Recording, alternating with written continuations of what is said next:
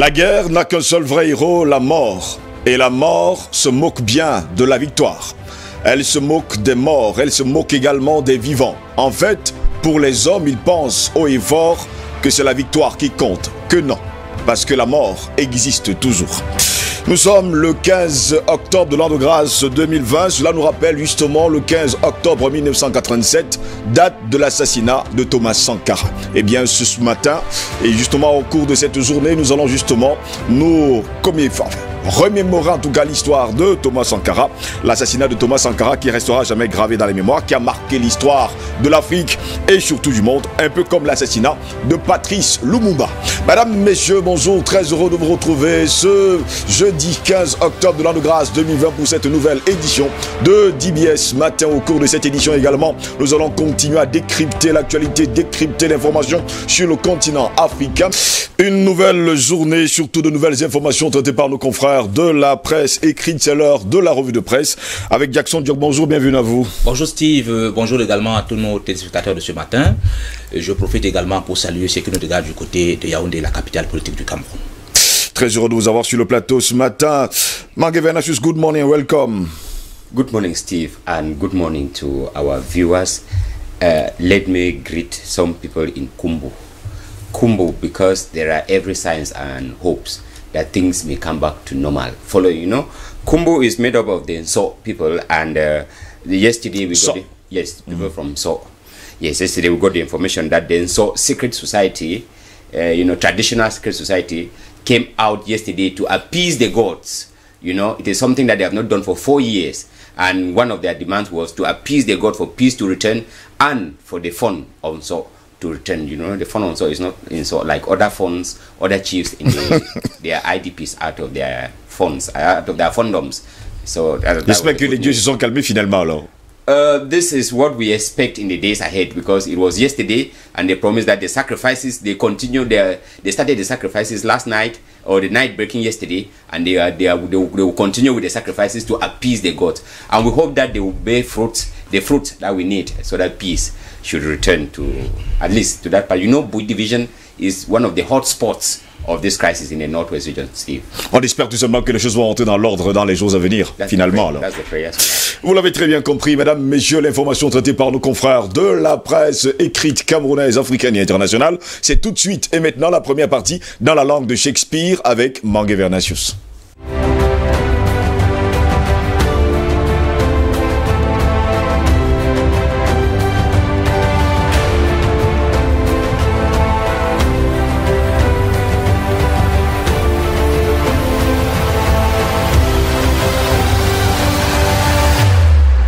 For today's edition of Newspaper Headlines Review, this Thursday, the 15th day of October 2020, we begin with the Guardian Post newspaper on page 3, telling us that SKP civil servants and Ambazonia supporters were among Cameroonians deported from the United States. The paper says the U.S. State Department deported some 81 Cameroonians, among which a majority are SKP civil servants such as teachers, medical doctors, and even soldiers who had defected from the army. And the paper says they were received by the governor of our littoral region, Samuel Dieudonné Evahad Diboua, in the Douala International Airport yesterday. In this good news, the paper tells us that a Cameroonian by name Yap Mariato has been voted Secretary General of the International Civil Defense Organization based in Geneva in Switzerland. The paper tells us that she was voted yesterday during the 24th session of the organization's General Assembly, beating her Lebanese counterpart by 7 votes. On page 5, the paper tells us that a squad of security forces on Tuesday, October 13, grounded a protest march of some commercial motorcycle riders.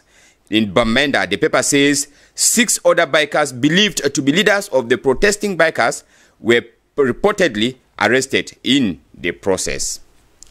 We take the Post-Weekender newspaper today telling us that Nso secret society protest demanding funds return. The paper says concerned Nso people appalled by the long absence of their traditional leader, the Fon. In sports, we read how greed, politics, mafia and tribalism are destroying Cameroon's football. Then still in sport on page 12, we read that 3 months to Shan Stadium director bombard minister with myriads of problems. And in the Northwest region, the paper informs us that Operation Bamenda Clean now targets traditional rulers or traditional healers and witch doctors. We take a Cameroon Insider newspaper, a bi-weekly publication at the Douala port on page 3, sees bold steps to assert local management. The paper says 5 new nautical vessels go operational, and the paper says the vessels were commissioned by the Prime Minister, Chief Dr. Joseph Dion Ngute, personal representative of the head of state. And the paper continues that this is a move to strengthen the local management of Cameroon's main port, now under the control of Cameroonians.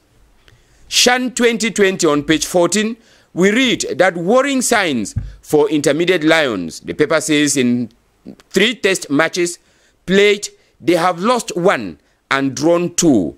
But the intriguing question as the countdown to the competition draws near is that in all 3 matches, they failed to find the need. The Horizon newspaper begins with a question: will SDF implode? On page 3, the paper says, OC nature food threatens party's survival. Then on page 7, we are informed that a 6-year girl was raped by a 47-year-old adult in Kongsamba in Mongo division of the Littoral region. We take Mutation newspaper that has their interest today with the SDF party referring to it as sans direction fixe, or without a fixed direction. On page 9, the paper goes through public statements made by the party and tells us that they are more and more divided on issues affecting the country, and the paper feels that this is due to the long absence of party chair Ne John Frundi. The paper equally quotes the reactions of Joshua Ossi and Jean-Michel Nature as a sign of leadership tussle within the party. Le Jour newspaper continued their follow-up on school resumption, telling us that we have schools without textbooks, as some of these didactic materials are not available in the market, as we read on pages 2 to 3. Then on page 5, the paper informs us that the civil trial of Maurice Kamto begins this Thursday, 15th of October. A Sengang newspaper about the Shan 2021 and AFCON 2022 tells us that Ngongo and Manauda are ignoring Paul Biya. The paper on pages 4 to 5 says these 2 ministers are gradually preparing the terrain for the cancellation of the 2 competitions in Cameroon as they continue with their tussle to dismantle the COVID-19 mixed shift structures in some stadiums that will be used for the competitions. Out of Cameroon, the Nation newspaper in Kenya says Somalia-based terrorist group Al-Shabaab generated about $13 million between December 2019 and August 2020. According to a report by the United Nations Security Council expected to be released this week, the paper tells us that the group raised the money through extortion and illegal taxes. We remain in East Africa, in Zimbabwe, with the Herald newspaper saying a review of the ownership models of state enterprises and parastatals is underway to improve their efficiency and enhance their contribution to the attainment of targets set under Vision 2030. The paper tells us that this was announced yesterday by President Mnangagwa while opening a seminar to review the models. We go over to Rwanda with the New Times newspaper that says at least 40 suspected mass murderers are known to be hiding in European countries. According to the National Public Prosecution Authority spokesperson, Kigali has sent 40 extradition requests to Brussels over the past 2 decades. The authority declined to give further details as to their names and locations, as the New Times newspaper tells us. In next door Nigeria, the Vanguard newspaper says students of universities in Benue State, under the aegis of Consent Benue State students, on Wednesday staged a peaceful protest in Makurdi, the state's capital, over the prolonged federal government and academic staff union of universities face-off. We take papers out of Africa with the Moscow Times newspaper in Russia saying Russia has approved its second COVID-19 vaccine as President Putin announced on Wednesday. The paper tells us that this is as the peptide-based shot developed by a Siberian biotech company readies for large-scale trials. We end in Indonesia with the Jakarta Post, a newspaper that informs us that the police in Sragen, Central Java, have arrested 2 men for allegedly using counterfeit money. The suspect, aged 38 and 42, were arrested after buying a pack of cigarettes at a stall last Tuesday afternoon. Steve, these are some of the information that we have for papers home and abroad this Thursday morning. Merci pour toutes ces informations traitées par nos confrères de la presse écrite de langue anglaise. Ce matin, on va d'ailleurs retenir la grande une de The Guardian Post qui nous fait savoir, parlant d'ailleurs de ces fonctionnaires, enfin ces personnes qui ont fui d'ailleurs les fonctionnaires du côté des États-Unis d'Amérique. Et puis, bien, nos confrères nous font savoir que, eh bien, des partisans de l'Amazonie font également partie des Camerounais qui ont été expulsés. Ils sont 81 au total, qui dorment encore actuellement du côté de l'aéroport international de Douala, qui pourront être reçus, si on l'espère bien, par le gouverneur de la région du littoral. C'est ça, c'est justement ça l'information. On va pas également oublier les protestataires du côté du nord-ouest et du sud-ouest de la société secrète de Nso qui exigent le retour immédiat, il faut le dire, du fun. Voilà, pour apaiser justement les dieux. Si je ne me trompe pas. En tout cas, c'est la grande une de Post Weekender ce matin. Pendant ce temps, il faut préciser par ailleurs que le Cameroun Insider, nous parlons bien sûr du port autonome de Douala, nous parle d'une démarche audacieuse pour affirmer la gestion locale. Toutes ces informations sont à lire en tout cas dans les colonnes de ces journaux. J'ai commencé par The Guardian Post, The Post Weekender et sans oublier le Cameroun Insider. L'occasion pour nous d'aller voir ce que nous ont réservé les journaux et quotidiens à la langue de Molière avec Jackson Diok ce matin. Commençons par le quotidien Le Messager qui nous fait savoir que les Camerounais s'attendent au pire pour la loi des finances 2021. Selon un document d'orientation budgétaire, nous dit le journal, le gouvernement entend donc augmenter la pression fiscale pour combler son déficit financier. Défi actuel évoque les cas de téléphone et tablettes, comprendre la réforme des droits de douane. En effet, à partir de ce 15 octobre 2020, une taxe équivalent à 33% de la valeur de chaque appareil sera prélevée sous forme de crédit téléphonique des connexions à un réseau local de télécommunications. Le quotidien de l'économie présente ce que propose le FMI pour la relance des économies. Selon le journal, l'institution a publié le 13 octobre 2020 son rapport sur les perspectives de l'économie mondiale. Le journal Le Courrier Hebdo renseigne à sa grande une que le directeur général de l'hôtel Montfébé est au centre d'un détournement de 113 millions de francs CFA. Nicolas Tchoumbang, c'est son nom, est épinglé par une résolution du conseil d'administration de l'établissement hôtelier appartenant à l'État pour une faute de gestion qui lui impute un trop perçu dans son traitement mensuel et qu'il est sommé de rembourser. L'enquête est à lire en page 4 du journal Courrier Hebdo de ce jour. Concernant le CHAN 2021 et la CAN 2022, le journal Essingan présente Ngongo et Manaouda Malachi qui se jouent de Paul Biya. Selon le journal de Marie-Robert Elundu, du fait de leur errement, le ministre d'État, secrétaire général de la présidence de la République et le ministre de la Santé publique font planer la menace de l'annulation sur le CHAN et la CAN. En pleine rébellion contre son mentor, Manaouda Malachi refuse justement de démanteler les installations anti-Covid sur les stades devant abriter le CHAN, nous fait savoir le journal. Entre-temps, le quotidien Le Jour renseigne que les manuels scolaires sont introuvables. L'école sans livres, confrontée justement à la pénurie de certains ouvrages dans les librairies, les enseignants, élèves et enseignants usent des stratagèmes. Le quotidien Mutation parle du SDF sans direction fixe. Les déclarations publiques de ce parti sont de plus en plus discordantes du fait de la longue absence du chairman Nijon Fundi. Réaction de Joshua aussi et Jean-Michel Nietzsche sur ce qui apparaît déjà comme une crise de leadership, nous dit le journal.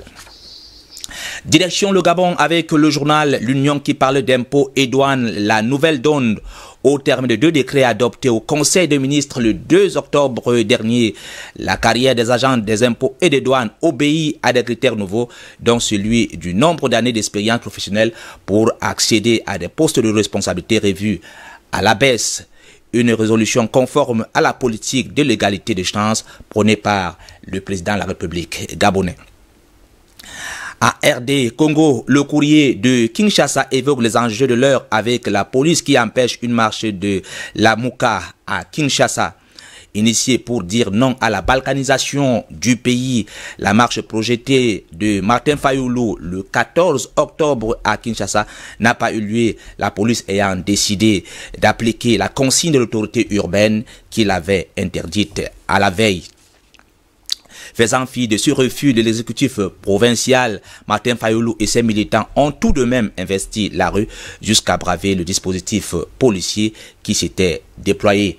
Direction la Côte d'Ivoire avec Fraternité Matin qui indique que la campagne est ouverte.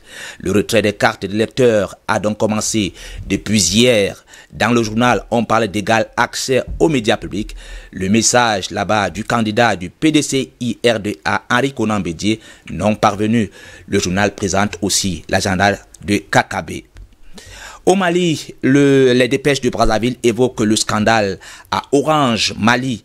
Pour avoir observé une grève, Orange Mali a décidé de rendre gorge à ses cadres. Ceux-ci, sans recours, ne savent pas à quel sens se vouer. Le journal dit que Orange Mali est comme un État dans un État, car ce qui est fait par sa direction est le fait du prince et l'État ferme justement ses yeux. Direction la France avec le journal Le Figaro qui parle de couvre-feu pour reprendre le contrôle. Jugeant la situation sanitaire préoccupante, le chef de l'État a exposé sa stratégie pour affronter la deuxième vague épidémique, réduire la vie sociale sans arrêter la vie économique. À partir de samedi, près de 20 millions de Français devront être chez eux à 21 h sous peine d'amende. Le journal catholique La Croix titre Covid, l'heure du couvre-feu. Emmanuel Macron a donc annoncé hier l'instauration du couvre-feu dans plusieurs villes pendant au moins 4 semaines. Les déplacements pour la Toussaint seront disponibles. Terminons par le quotidien sportif, l'équipe qui évoque la Ligue des Nations avec la France qui a battu la Croatie hier 2-1. Pas de couvre-feu donc pour les Bleus grâce au but d'Antoine Griezmann et Kylian Mbappé. Les champions du monde l'emportent à nouveau contre la Croatie. Voilà Steve, les différents sujets traités par la presse ce matin. Le reste c'est en kiosque ou chez votre marchand de journaux. Ça coûte simplement 400 francs CFA.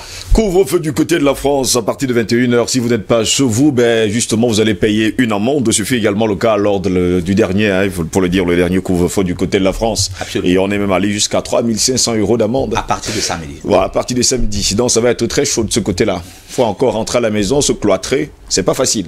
Pas facile. Pas du tout facile. On est même prisonnier de sa propre maison. Steve, there's one thing we are ignoring this way. Oui. If you look at it, there is a gradual resurgence of this coronavirus again in European countries. We've started having cases again increasing as it was the case in February, March. But what is disturbing when I think of it is when this thing started, borders were closed. Our borders are still open.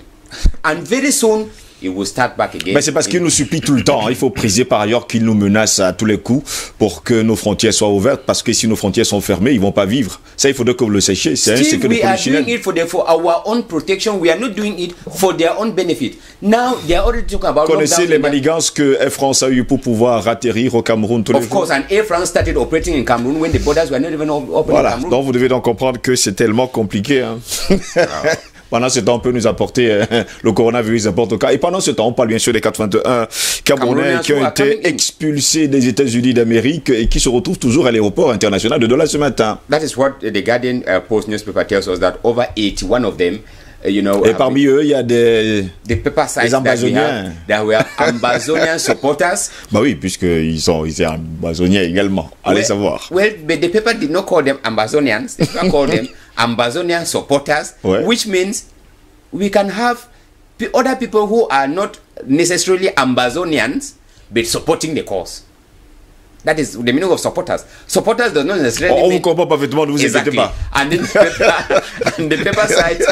the paper sites, those involved in those that make up the 81 Cameroonians, they say some of them are teachers, some of them are medical doctors, some of them are even military men who defected from the army, and most of them, these civil servants, the paper tells us that they were looking for greener pastures out of Cameroon. They have been repatriated to Cameroon. And the paper tells Et pourquoi est-ce qu'ils ont été rapatriés? Le journal ne dit pas. No, the paper does not explain actually, but from information that we had, according to this U.S. State Department, these asylum seekers, because when they arrived in U.S., they applied for asylum, and the paper, according to what the U.S. Department is saying, they did not use the normal, the normal procedure. They did not come in through the normal channel. Some of them came in through Mexico, from Brazil, all this, and according to them, they are not supposed to be there.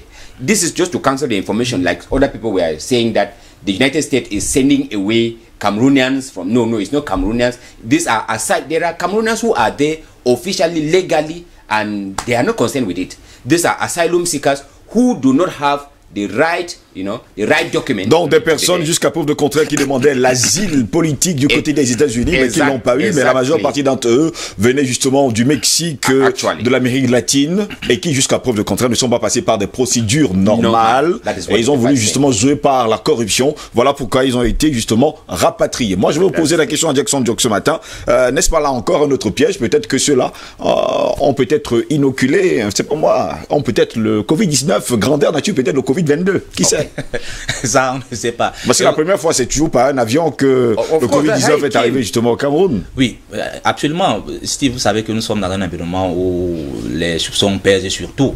Et encore que ce sont les gens qui viennent de l'autre côté. Et nous savons que la deuxième vague, Bernard Sosité en a évoqué tout à l'heure, la deuxième vague de la pandémie du coronavirus de ce côté de l'Occident. Et on ne sait pas pourquoi c'est seulement maintenant qu'il faut rapatrier ces gars. Pourquoi seulement maintenant? Ils auraient pu être rapatriés même dans 6 mois. Yes. Oui, je crois que on se pose tous la question de savoir. Mais ce que je voudrais évoquer ce matin, vous savez aussi, parce que on parle depuis, ça fait grand bruit dans les réseaux sociaux, et les ambassadeurs, ceux qui supportaient l'ambassadeur de ce côté, qui ont été rapatriés.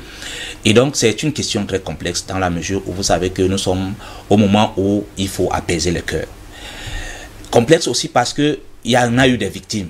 Qu'est-ce qu'on fait de ces victimes? Donc c'est une question... Vous avez dit que parmi ces 81 personnes... comment on va gérer ça. Il y a également... Est-il que s'ils sont là, il faut essayer on a des médecins, on a des instituteurs, mais tous ont été formés au Cameroun ou bien c'est à l'extérieur qu'ils ont été formés? No, when they mean by... What the paper says these are civil servants. Escapee civil servants. These are people who were recruited by Cameroon government and they escaped to work in... Donc, les anciens fonctionnaires qui étaient justement... When we call ancien, when we say formal, it's as if their contract had ended. Steve, we must indicate donc, c'est encore des personnes qui ont toujours leur salaire tous les mois, Steve, mais qui ont quand même pris l'initiative de quitter le pays pour aller... That is the point. This is some... There is a mafia that operates in Cameroon here, where we have civil servants who are still on duty according to what is on papers, but they are not on their duty post. They are out of the country, mais ils reçoivent but their quand même de salaries l'argent. are going on. We've had cases, especially if you see the paper citing teachers. We've had cases of you get a teacher whose name is here.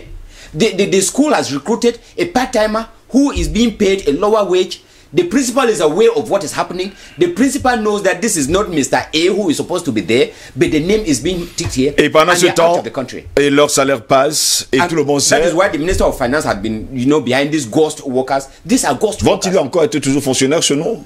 Well, we expect, since the paper tells us that they came in yesterday, we will be following up to see what will become of them. Because, Steve, if they should continue to work je vous pose une question simple, est-ce qu'ils vont encore être fonctionnaires according to me, they should not.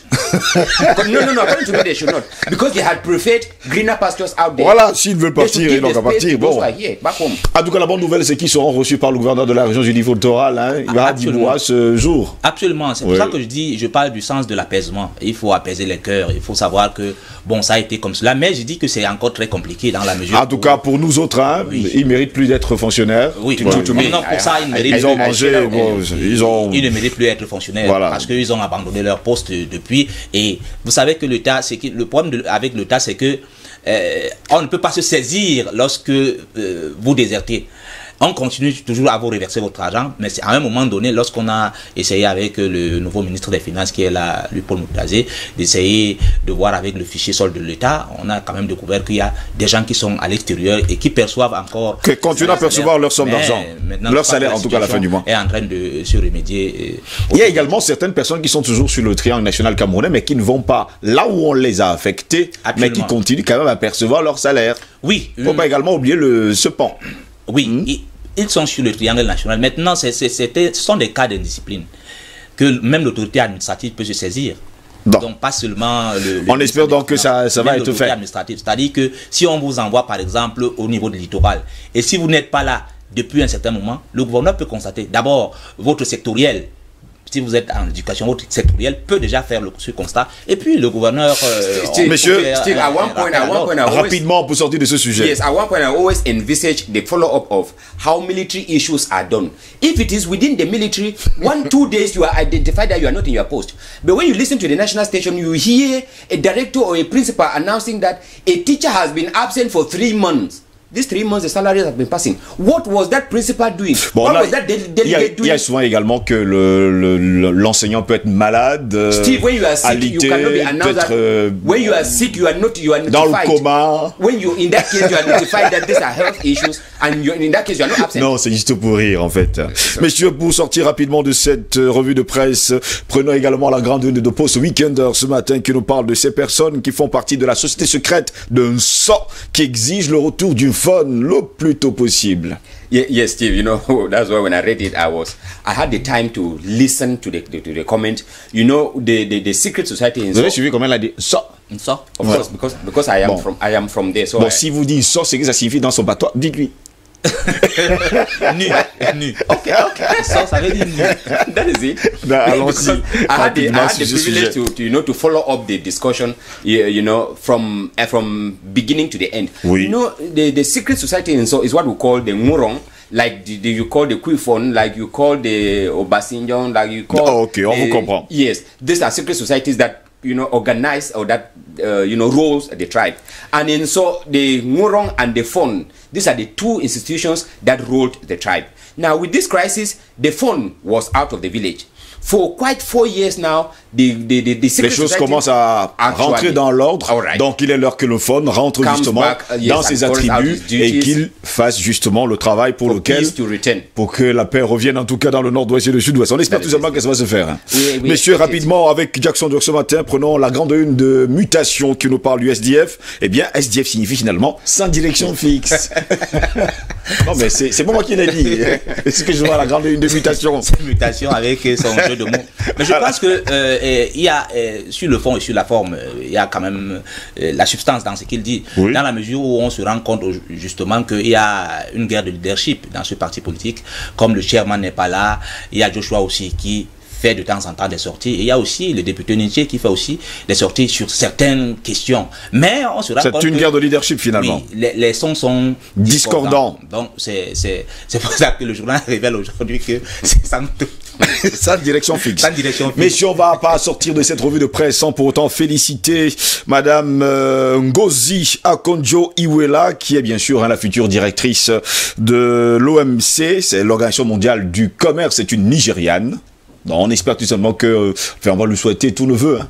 Actually, Steve. En espérant que tout ira pour le mieux dans le meilleur des mondes. Just like another woman too, a Cameroonian, oui. Yap Mariatou, oui. She works with the Ministry of Territorial Administration at Civil Protection Unit. She was elected yesterday Secretary General of the International Civil Defense Organization oui. in Switzerland. So I think it's another voilà encore de bonnes nouvelles en tout cas qui nous viennent. On espère tout simplement que ça va pas être de la flatterie hein, pour carrément nous fourvoyer finalement. No, Steve, she was already voted already. So it's no more. On vous comprend parfaitement, messieurs. Dans un instant, nous allons entrer dans le débat avec le thème suivant: civilisation africaine, civilisation occidentale. L'Afrique doit-elle choisir? C'est la grande interrogation. Le temps temps pour moi, bien sûr, de dire au revoir à mes deux mousquetaires et de lire quelques messages que vous nous avez laissés d'ailleurs sur WhatsApp ce matin. Bonsoir, faisant suite à votre émission de ce jour, je me permets de vous transmettre les copies d'écran suivantes. Justement, l'Afrique n'a jamais eu besoin de vaccins contre le cancer du col de l'utérus et compte tenu que les papyrus de notre ancêtre se trouvent en Occident, ils en ont pleinement conscience et ce génocide est fait sciemment. Bien à vous, c'est Yaya Toundé depuis Paris. Merci également à vous Yaya Toundé qui nous suivez depuis Paris. Messieurs, attendez un instant. Bonjour s'il vous plaît, à quelle heure vous refusez, vous diffusez le débat du matin? Je vous l'ai dit, je le répète encore ce matin, c'est entre 7h et 9h, heure d'Afrique centrale. Nous démarrons justement dans un instant pour vous qui nous suivez du côté de l'Afrique de l'Ouest. Bonjour Dibier ce matin, bonjour également à vous ce matin, bonjour également à vous qui nous avez laissé des messages, je continue à lire d'ailleurs, message qui nous vient du Bénin, bonsoir le monde, Dibier, que cette journée soit bonne pour tout le monde, Camerco va continuer ses vols dans le Cameroun ou sortir du Cameroun, c'est votre interrogation, on ne sait pas encore les manœuvres qui travaillent à la place des agents de Camerco, car ces manœuvres sont des voleurs professionnels, je le dis parce que j'ai été victime de ces gens, le laisser-passer qui remplace ce passeport est rejeté, on m'exige forcément le passeport, le laisser-passer a encore une validité de plus d'un mois. Nous sommes une quinzaine d'autres ont les leurs périmés. Ils sont partis. Il reste que deux. Une jeune femme et de plus de 30 ans. J'avais été gardé par cette petite. En tout cas, on vous comprend parfaitement quand vous parlez de Camerco et de ses problèmes. Ces derniers jours-ci, en tout cas, on parle d'un décollage raté. On espère tout simplement que les choses vont rentrer dans l'ordre. Merci également à vous qui nous écrivez depuis le Niger. Vous dites bonjour. Je vais prendre bonjour à tout le panel. Merci à DBS pour cette thématique édifiante. Beaucoup de courage. Continuez de l'avant. El Hadj Amadou depuis Yaoundé.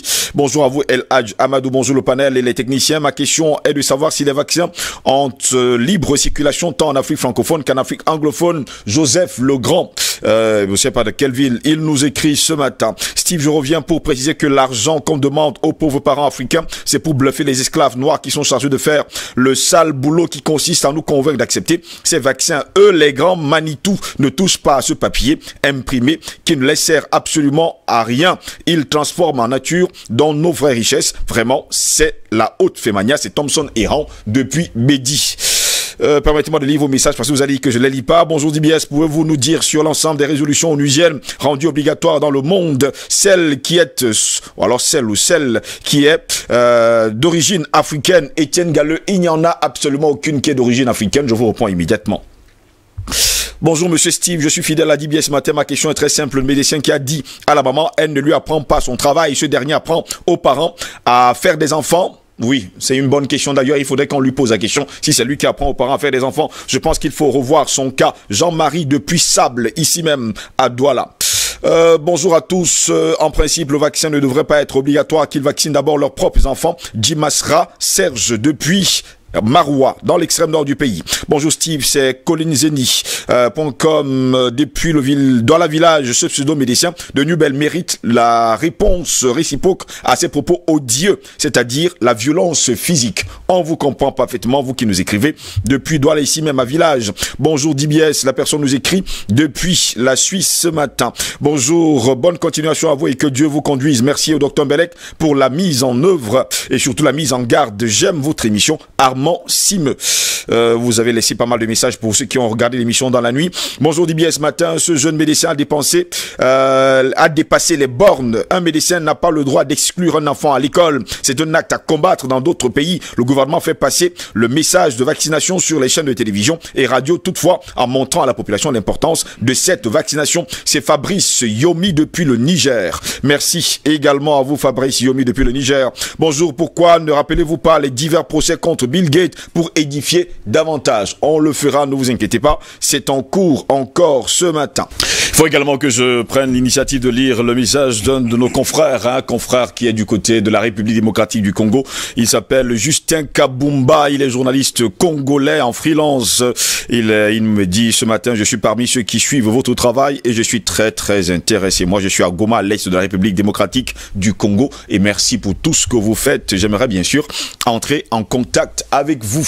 Vous n'avez qu'à aller sur WhatsApp ou alors peut-être sur Facebook. Vous mettez Steve Oselengos, vous entrerez justement en contact contact avec moi. Nous en parlerons justement hors antenne. Mes invités sont là ce matin pour le débat. Je commencerai par Simon D. Simon D, bonjour, bienvenue à vous. Bonjour Ngos, merci encore une fois de m'avoir invité sur ce charmant plateau et je voudrais dire bonjour à tous les téléspectateurs de DBS, les techniciens, tous ceux qui, grâce à eux, nous pouvons émettre des idées. Bon, même si on n'arrive toujours pas à faire ce que les gens veulent, mais encore une fois, on va essayer. On va justement essayer. Le but, c'est justement ça. Hein. Il y a quelque chose de pire dans la vie que n'avoir pas réussi, c'est n'avoir pas essayé, justement. Tout à fait. Patrick Sapak, bonjour, bienvenue à vous. Bonjour Steve Joslangos, bonjour à tous mes co-consultants de ce matin et frères, bonjour à l'Afrique, bonjour au monde et bonjour aux techniciens que je ne peux pas oublier parce que ce sont eux qui techniquement rendent possible justement cette tribune-là. Merci justement de me reconvier sur cette tribune de conscientisation et de sensibilisation des masses africaines et je pars d'un script. Il restera à jamais l'homme du 27 juillet 1987 à Addis Abeba, ce qui abritait le siège de l'Organisation des Nations Unies de l'unité africaine, autant pour moi, et qui est aujourd'hui le siège de l'Union africaine, et devant frontalement quelqu'un qui s'est amené à la tête de la France, notamment en trimballant la gauche pour la première fois au pouvoir en France, François Mitterrand. Alors il a dit ceci, écoutez, nous sommes le continent le plus riche de la Terre, la tenue que vous voyez sur moi, toute ma délégation porte le même type de tenue et ces tenues-là ont été confectionnées au Burkina Faso. Nous n'avons pas eu besoin d'importer le moindre fil d'Occident. Créons tous un marché sud-sud, mais décidons tous ensemble de ne pas payer la dette parce que nous ne sommes pas à l'origine de cette dette-là. C'est eux qui ont créé la dette et il n'existe d'ailleurs aucune richesse suffisante pour payer la dette de sang que nos aînés ont versée pendant la conquête des indépendances. Donc faisons-le ensemble. Faisons-le ensemble, mes chers pères africains, parce que si je le fais seul, eh bien, vous n'allez pas me revoir dans le prochain regroupement panafricain. Alors, il ne croyait pas si bien dire, puisque 3 mois plus tard, soit le 15 octobre 1987, eh bien, encadré par Eyadema, le père, Bongo, le père, Houphouët-Boigny, il a été assassiné le 15 octobre, je rappelle la date, 1987. Alors, vous comprenez que nous sommes le 15 octobre aujourd'hui, ça fait exactement 33 ans qu'il s'est évaporé cet espoir, cet ultime espoir, avant que les autres n'arrivent, de l'espérance de l'existence africaine. J'ai nommé Thomas Noël Isidore Sankara. C'est par là que j'entre un peu comme Tato là ici entre souvent avec sa colère. Eh bien, je pense qu'on va devoir avaler sa colère tout à l'heure. Et nous avons médité toute la nuit justement pour la disparition de ce grand homme africain qui portait l'espoir justement de l'existence africaine. En tout cas, ce 15 octobre 2020, on s'en souvient et on s'en souviendra toujours. On se souviendra bien sûr de cette date historique du 15 octobre 1987, date de l'assassinat de Thomas Sankara. Patient Parfendom, bonjour, bienvenue à vous. Merci Steve, merci à mes amis du panel, le doyen Simo, Patrick, et bon, l'évident, l'homme au triple A que vous allez certainement présenter tout à l'heure. C'est une journée de tristesse sur le plan mémoriel, mais c'est aussi une journée de tristesse sur un plan personnel, parce que aujourd'hui, à partir de 15 h, je vais déclencher les derniers instants de processus, n'est-ce pas, les derniers instants, cette procession qui va conduire mon frère aîné, Ndom Thomas Dakin, à sa dernière demeure en Pays Babimbi ce samedi. Donc je commence ce dernier voyage, l'organisation de ce dernier voyage dès cet après-midi à partir de 15 h à la morgue de la garnison militaire. C'était un aîné qui a beaucoup donné pour nous, pour toute notre famille, pour son village Borbéa qu'il a beaucoup aimé, mais aussi pour l'annoncement de Ngambé pour ceux qui l'ont connu. Donc c'est difficile pour nous, pour ma famille, mais comme on dit, il faut continuer le combat. La vie c'est un combat. Ceux qui vivent sont ceux qui luttent, disait Saint-Exupéry. Merci, hein, patient parfait, dont on va souhaiter toutes nos condoléances et surtout à toute votre famille. Merci. On sait pertinemment ce qui se passe quand on a perdu un être cher. Merci. On vous présente d'ailleurs toutes nos condoléances, la famille DBS et DBS Matin, par ma voix, vous souhaite justement toutes nos condoléances à la famille issue durement attristée par la perte de cet être cher qui sera justement inhumé samedi prochain. Albert Anatola ici, bonjour, bienvenue à vous. Bonjour Steve, je salue mes copanélistes, je salue toute la grande famille de la matinale de DBS.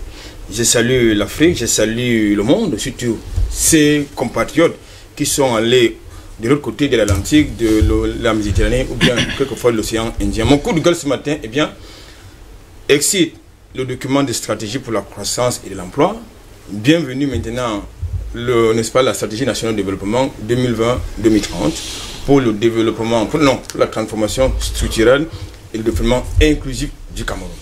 Alors, c'est une très bonne chose. Il s'agit d'un document de 243 pages, mais sauf qu'on n'a pas encore fait le bilan du DSCE, qui a quand même coûté beaucoup de millions, beaucoup de milliards en titre de conception, en titre d'études, qui, c'est vrai qu'on savait qu'au départ, c'était un flop, mais sauf qu'il fallait quand même qu'on fasse le bilan de ce document qui a coûté autant d'argent, n'est-ce pas, aux contribuables camerounais, parce que là, nous sommes de concept en concept, mais j'ai le sentiment qu'on tourne en rond.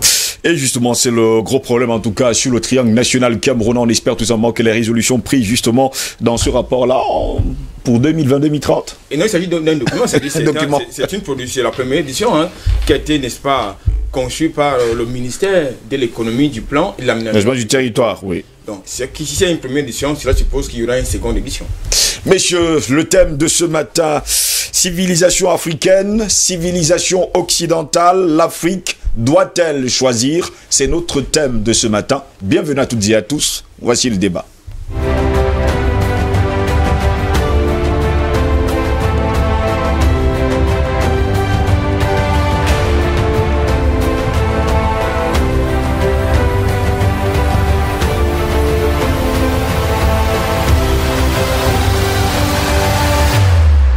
J'ai même pas encore commencé, je vois les gens qui hochent déjà la tête. Civilisation africaine, civilisation occidentale, l'Afrique doit-elle choisir? C'est notre grande interrogation. Thème récurrent dans la sociologie et la littérature, la culturation de l'Afrique, sa perte d'identité, occupe toujours une place de choix dans les travaux universitaires du continent. D'ailleurs, tout le monde s'adonne à l'exercice parfois périlleux de comparer les deux civilisations. Le développement harmonieux et solidaire de la société villageoise dans la tradition africaine et le mercantilisme intrinsèque à la culture occidentale, imbu de sa prétendue supériorité. C'est en tout cas ainsi qu'elle s'est imposée dans le cadre idéologique de la colonisation. D'ailleurs, comme on le note ce matin, sociologues et surtout pas mal d'universitaires. Passé du mimétisme à l'aliénation, l'Africain déraciné s'est figé dans un dualisme culturel handicapant selon certains experts. Eh bien, le mythe de l'Occident, de sa puissance technologique et de son modèle économique, véhiculé sciemment par l'école, a relégué au second plan les valeurs authentiques définissant l'originalité des cultures locales. On parle bien sûr des cultures africaines.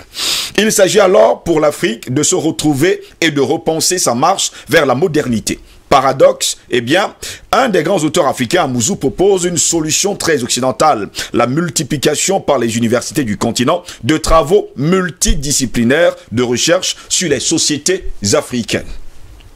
Quelle est donc la différence entre la civilisation occidentale et la civilisation africaine? Et d'ailleurs, laquelle il faut choisir quand on sait pertinemment que depuis des siècles aujourd'hui, eh bien, les Africains se sont acculturés pour se donner à cœur joie à la culture occidentale. On s'habille occidental, on parle occidental, on vit occidental, on mange occidental. Eh bien, à un moment donné, on se pose bien la question où sont passées les racines même de l'Afrique. On parle de l'identité, de la solidarité, de toute la fierté africaine qui a créé le monde. Et d'ailleurs, il faut préciser par ailleurs qu'en remontant au début de la civilisation égyptienne, il est très possible, et tout le monde le sait, qu'elle ait commencé avant toutes les autres civilisations, qu'elles soient chinoises, qu'elles soient Anka ou encore Inca ou encore Maya. Eh bien, la civilisation africaine est la mère de toutes les civilisations. Mais comment comprendre aujourd'hui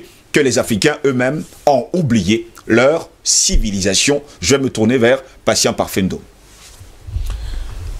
Je crois que c'est tout à fait évident, c'est compréhensible aujourd'hui que nous sommes dans cette phase historique, n'est-ce pas, de développement historique de notre continent et de notre peuple, le peuple noir, et que nous sommes dans cette situation où en réalité on ne sait pas exactement ce que nous sommes. Nous sommes devenus des hybrides. Sommes-nous des Africains encore? Avions-nous été transformés en autre chose? Tout est possible, n'est-ce pas? Mais à l'analyse, il faut qu'on fasse attention et il faut qu'on continue de garder espoir. Il faut qu'on continue de garder espoir parce que de toute façon, l'original a toujours été différent de la copie. L'Afrique, c'est l'original. L'Afrique subit ce que d'autres peuples ont subi dans l'histoire du monde. Et ne pas perdre d'espoir, c'est de dire qu'il va arriver un instant où les égarements, ces errements de cette pseudo-civilisation universelle vont arriver à leur apogée et la phase de déclin va commencer mathématiquement. Malheureusement, Mbelek n'est pas là aujourd'hui pour nous expliquer, n'est-ce pas, une courbe n'est pas infinie dans son ascension.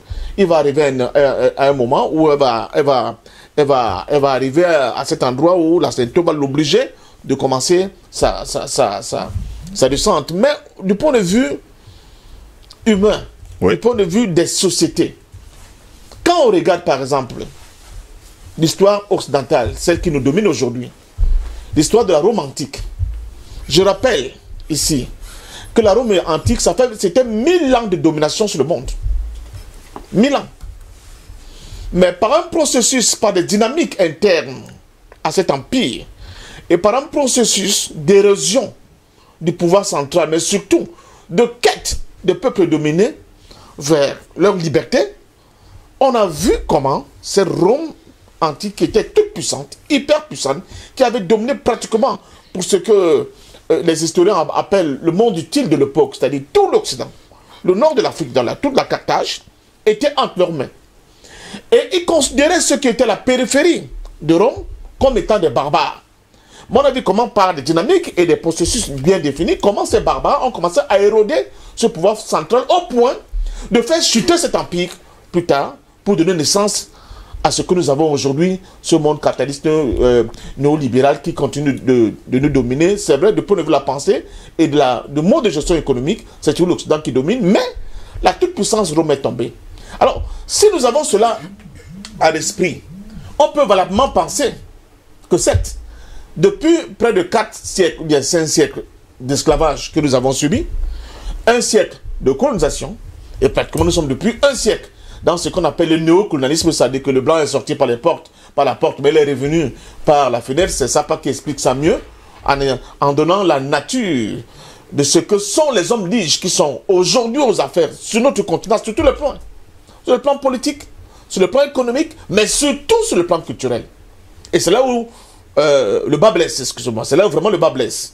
Parce que sur le plan culturel, justement tout à l'heure, et tu l'as si bien démontré, l'Africain a l'impression que pour qu'elle compte, pour qu'elle existe, il faut absolument qu'elle puisse singer l'autre.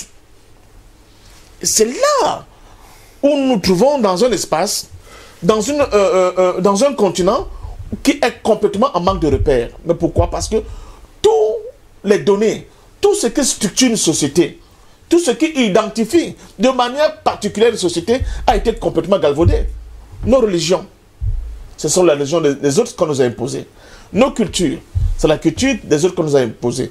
Notre mode de société, c'est les sociétés des autres qui nous ont imposées. Au point où nous avons tendance à reproduire ce qui a échoué ailleurs. Par exemple, l'individualisme. Vous en avez parlé tout à l'heure. L'individualisme, c'est un échec de l'humanité. L'humanité est faite de solidarité. L'humanité est faite de ces valeurs-là qui consistent à mettre l'homme au centre des préoccupations de l'humain. Mais est-ce que c'est ce que nous constatons avec le monde occidental? Parlons du mode de production économique. Après avoir évacué le communisme entre guillemets, on est tombé sur un mode de production économique où en réalité, l'homme est devenu l'esclave de l'homme. L'autre disait l'homme est devenu le loup de l'homme. Parce que quand on regarde, même au-delà de notre continent, allons en Occident chez eux, il y a une fracture qui existe entre ce que j'appelle la happy few, ceux qui possèdent et ceux qui ne possèdent pas. La précarité qu'il y a, c'est ceux qui ne possèdent pas. J'allais dire, le stress et les pressions qui existent sur ceux qui ne possèdent pas, nous sommes pratiquement dans une nouvelle forme d'esclavage qui ne dit pas son nom. Ouais. Alors qu'en Afrique, c'est pas ça.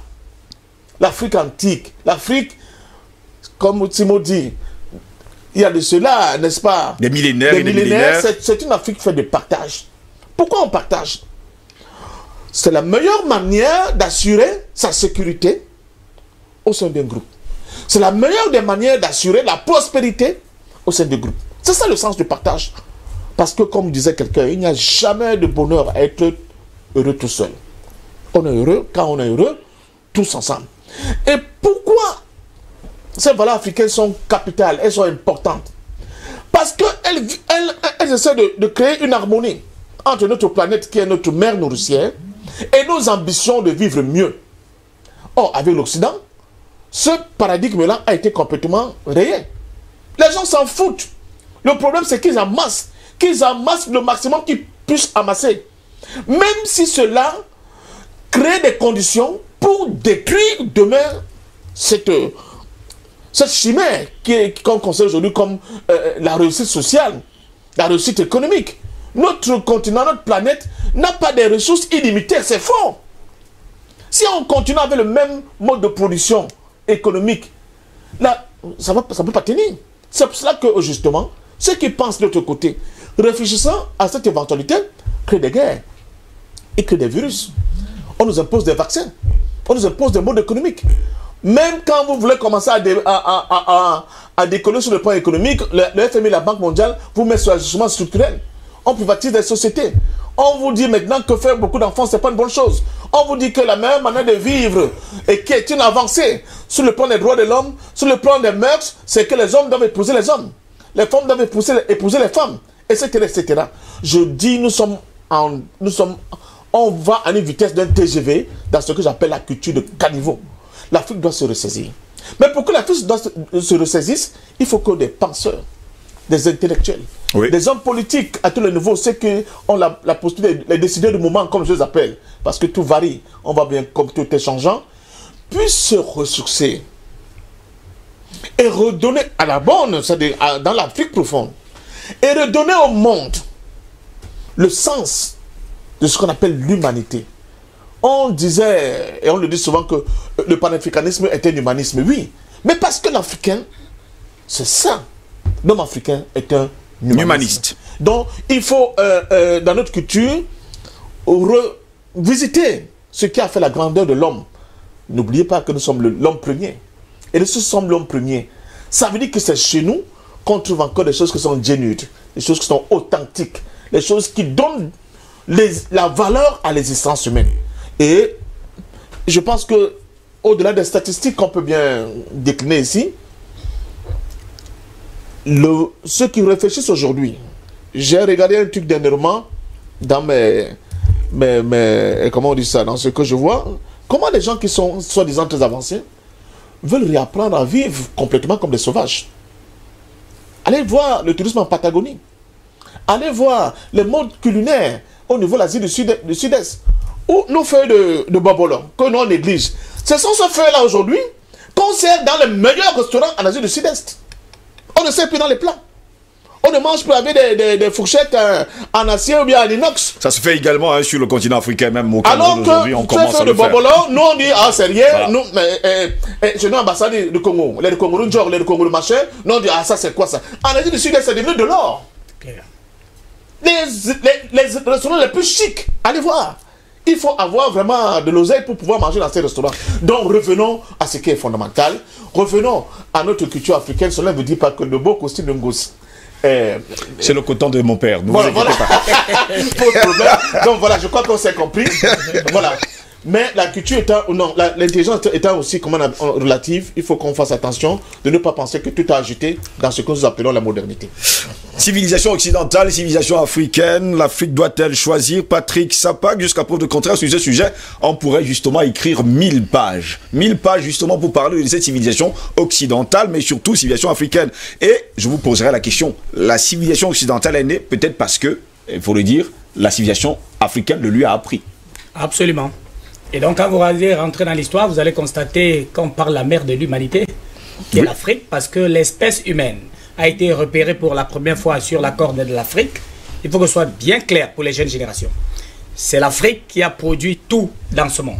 Et dans la prolongation, vous allez constater que toutes les inventions, tout ce qu'on nous présente aujourd'hui, parce qu'on a collé des brevets d'invention sur ces blancs-là, eh bien, c'était le fait des Noirs. D'ailleurs, DBS va produire, bien évidemment, très bientôt, un documentaire pour montrer très bien le départ de toutes les inventions, même le téléphone que vous avez, qu'on avait attribué à Graham Bell, c'est en Afrique que cela est parti, avec des formes de communication que l'on connaît. Donc on est parti justement de la trouvaille de l'espèce humaine au niveau de la corne de l'Afrique. On sait très bien de quoi je parle. Et puis derrière, ça fait 2,5 millions d'années. Et maintenant, l'homme a évolué et puis il s'est répandu à travers le monde à partir de ce moment-là depuis 200 000 ans. Donc vous comprenez que l'Afrique c'est tout le réceptacle du départ de l'espèce humaine et de la vie justement de l'humanité qu'est en train d'évoquer mon frère Patient Parfendom. Et donc, il faut bien que ce soit bien clair devant les consciences africaines. La civilisation, c'est un ensemble de traits, de caractères propres à une communauté, mais surtout, il faut indiquer entre parenthèses qu'il s'agit des caractères moraux, des caractères religieux, des caractères esthétiques, techniques et même scientifiques propres à une communauté. Alors, ça veut dire que l'Afrique avait sa façon de fonctionner. Avant, qu'il n'avait pas besoin de quoi que ce soit, de qui que ce soit, parce que c'est elle, justement, quand on dit la mère de l'humanité, ça veut dire qu'elle sait très bien ce qu'il faut faire. Vous savez, dans la cosmogonie bantou, lorsque la mère donne naissance à un enfant, elle sait ce qu'il faut faire. Et ce qu'il faut faire pour que cet enfant-là puisse partir de la gestation jusqu'à la naissance, qu'il puisse croître sans difficulté. Alors, sont arrivées ces ambitions donc machiavéliques du système international, parce que le système occidental, justement, a tiré ses sources de ce système de civilisation africaine. Ils ont décidé de voir comment il fallait contrôler cette affaire-là, puisque eux, ils ont l'impression, parce que vous allez voir sur le plan religieux, la peau qu'on donne à ces références sur le plan religieux, c'est la peau blanche. On n'a jamais dit que Jésus-Christ ou tous les autres, avec tout le respect que j'ai pour les catholiques et tout ce que vous pouvez imaginer. Dieu même. Voilà, Dieu même, il est blanc, des choses comme ça. Satan est noir, voilà. Avec une queue très longue d'ailleurs. Et la définition justement de la cartographie du monde, vous allez constater qu'il y a une superposition de la carte occidentale sur la carte africaine. C'est-à-dire que vous avez un globe qui tourne, mais on a décidé de le présenter justement avec l'Europe, l'Occident au-dessus de l'Afrique, pour que les jeunes générations dans le subconscient sachent que l'Europe, l'Occident vont toujours être au-dessus de l'Afrique. Ça, c'est sur le plan subjectif de l'affaire. Maintenant, sur le plan juridique, comment encadrer cela? Il y a ce que vous avez appelé le commerce triangulaire, parce qu'il faut aller dans la logique de ce qu'on explique tout à l'heure pour faire la différence entre la civilisation africaine et occidentale, et qu'in fine, on puisse bien choisir qu'il faut de manière claire choisir la civilisation africaine pour les Africains, parce qu'on n'est pas en train de demander aux Occidentaux ou bien à ceux qui sont les ennemis de l'Afrique de venir s'accommoder à la civilisation africaine. Eh bien, ils ont mis le commerce triangulaire, c'est-à-dire entre les États-Unis, l'Europe et l'Afrique. L'objectif, c'est la vente des esclaves. La vente des esclaves aux États-Unis pour que les États-Unis puissent utiliser ces noirs-là pour apporter de la force, justement, et aider les colonies qu'ils étaient en train de préparer pour mettre en place après, justement, la vie des communautés à diverses zones géographiques du continent, afin qu'ils puissent fonctionner normalement. Alors, ils ont mis cette affaire-là. Alors, l'objectif, c'était quoi, Steve Joslingo? C'est-à-dire que les États-Unis allaient préparer, justement, allaient prendre la plus costaude force physique des Africains. Vous avez vu très bien les esclaves qui ont été déportés à partir du Sénégal, un peu partout. Donc, c'était toujours des gens très musclés qui allaient travailler dans des champs là-bas.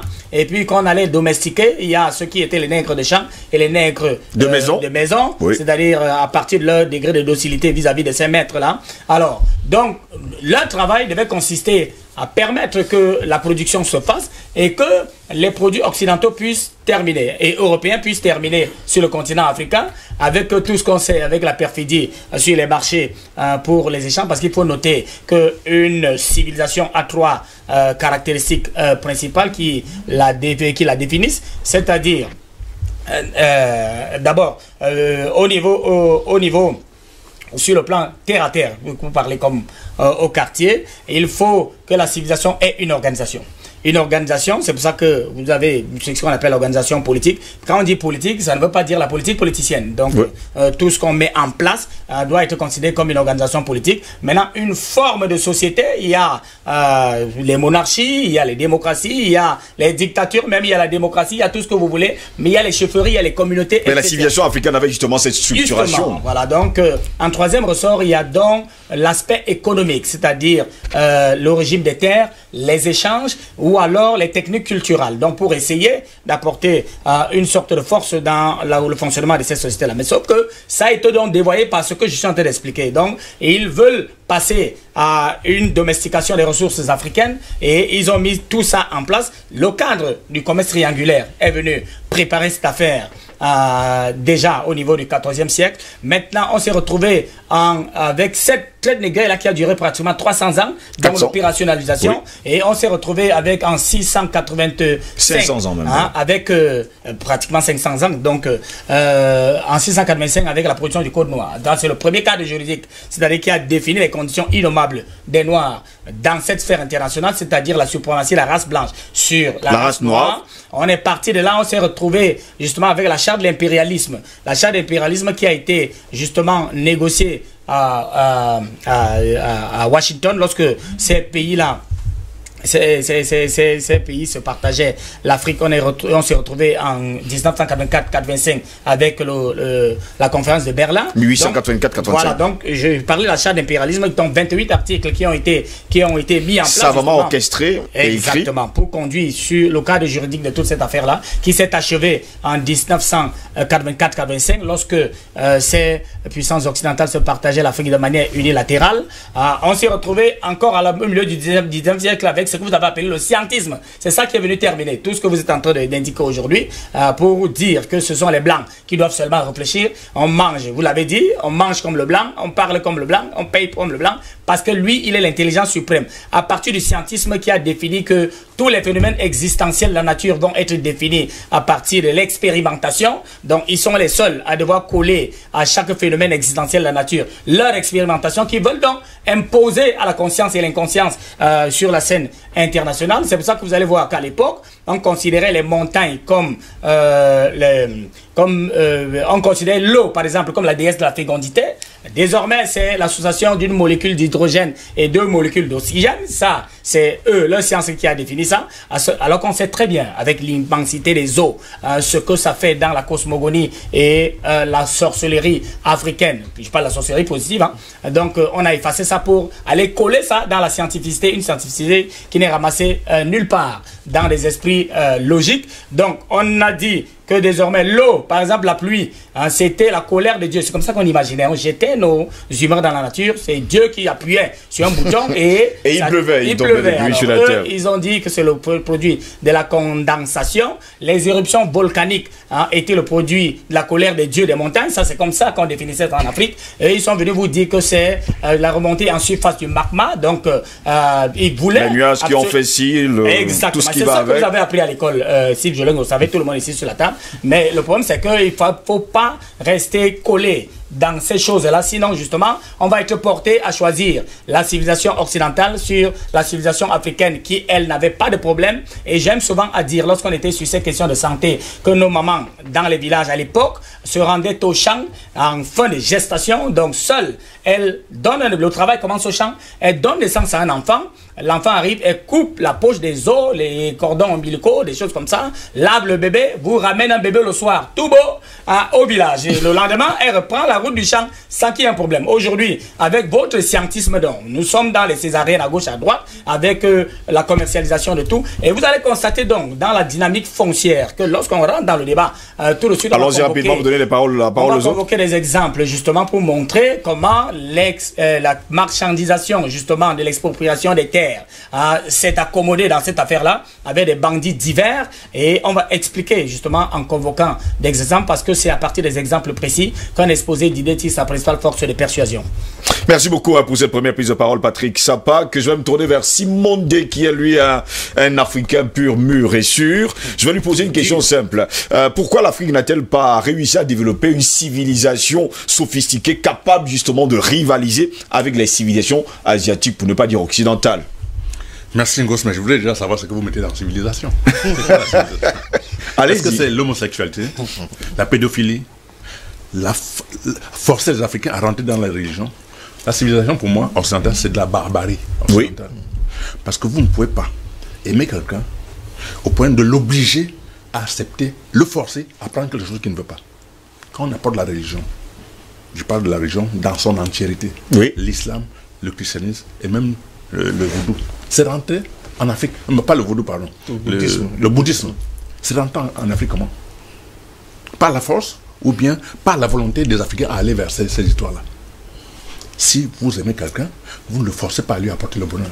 Il court vers le bonheur. Chacun court vers le bonheur. On ne court pas vers le malheur. Alors si les gens viennent vous imposer quelque chose de force, ça veut dire que ce n'est pas une bonne chose. Alors aujourd'hui, je vois des Africains qui sont là-dedans. Ils se avant là-dedans, vous voyez des supposés pasteurs qui envoient les mains dans les fesses des femmes, sur fallacieux prétexte. Excusez-moi, le langage. Allez-y, vous êtes dans le plus absolu. Qu'ils veulent absolument apporter le bonheur. Je dis, bon sens. Il me souvient qu'il y a de ça des milliers d'années. Oui. Un Africain pouvait quitter le Cameroun, aller jusqu'en Algérie, sans connaître qui que ce soit, dormir dans une maison, avoir à manger et tout, sans être connu, sans causer la langue de ces gens-là. Vous appelez ça quoi? C'est la barbarie ou la civilisation? C'est justement la vraie civilisation. C'est qu'on met dans la civilisation. Oui. Et aujourd'hui, je vois des Africains qui, quand ils portent une très bonne veste, une cravate, sous 45 degrés, il est civilisé. Quand il va dans un restaurant manger des conneries qu'on appelle hamburger, il est très content. Il va dans une pharmacie ramasser des produits chimiques, mettre dans un sac, il sort de là très heureux pour que tout le monde le voit. Il va dans des supermarchés ramasser des produits périmés, il est très content de rentrer chez lui. Il appelle ça civilisation. Il faudrait que les Africains se ressaisissent. C'est dommage, c'est malheureux quand je vis ça. Moi, je vous dis, je passe tout mon temps à prôner le boycott des produits occidentaux. Parce qu'il y a 3 choses qui peuvent caractériser une civilisation. 3 choses. Il y a l'éducation, la communication et l'économie de production. Quand vous produisez parce que vous mangez parce que vous produisez, vous êtes un esclave. Vous n'êtes pas du tout civilisé, je suis désolé. La civilisation, c'est le développement de vos produits, de votre culture, de tout ce qui vous est cher. Mais aujourd'hui, en Afrique, c'est quoi? C'est la copie pâle de ce qui vient de l'Occident. Parce qu'on a le complexe du colonisé. Est-ce qu'on doit continuer dans ce sens? Il est temps que nos responsables des États africains prennent leurs responsabilités et mettent un terme à cette éducation galvaudée. Parce que l'éducation ne correspond en rien de ce qu'on concerne l'Afrique. Si ce n'est pas la base, on a tout perdu. J'ai dit tout perdu. On va passer tout le temps à copier, pas le copier de ce que les autres nous ont imposé. Par la force, pas par la volonté. Parce que quand vous connaissez où se trouve votre bonheur, vous faites tout pour y arriver. Oui. On ne vous force pas du tout. Je vois des gens qui vont dans les églises, ils mettent de l'argent parce que Dieu va leur envoyer le bonheur. Ça, c'est très bien. Et celui qui vous dit que venez, je prie pour vous pour donner de l'argent, au lieu de prier pour qu'on lui donne l'argent, non, c'est vous qui lui donnez de l'argent. Alors je me pose des questions. Entre celui qui prie pour vous donner l'argent et qui doit prier pour qu'on lui donne l'argent, qui est l'idiot? Celui qui apporte l'argent ou bien celui qui prie pour qu'on te donne l'argent? Non, il y a un complexe que je ne comprendrai jamais. Moi, je suis dans les recherches culturelles. C'est qu'on peut trouver dans le domaine de la santé pour guérir des gens. Si les Africains se remettaient un temps soit peu dans les recherches, on n'aurait pas à courir dans une pharmacie occidentale. Les produits qui pour nous soigner, ça ne coûterait rien du tout. Mais beaucoup sont... Vous savez, quand vous êtes à la recherche de quelque chose, vous voulez un habit et que vous voyez déjà un habit cousu, vous ne réfléchissez plus pour trouver. Vous prenez l'habit, vous mettez sur vous.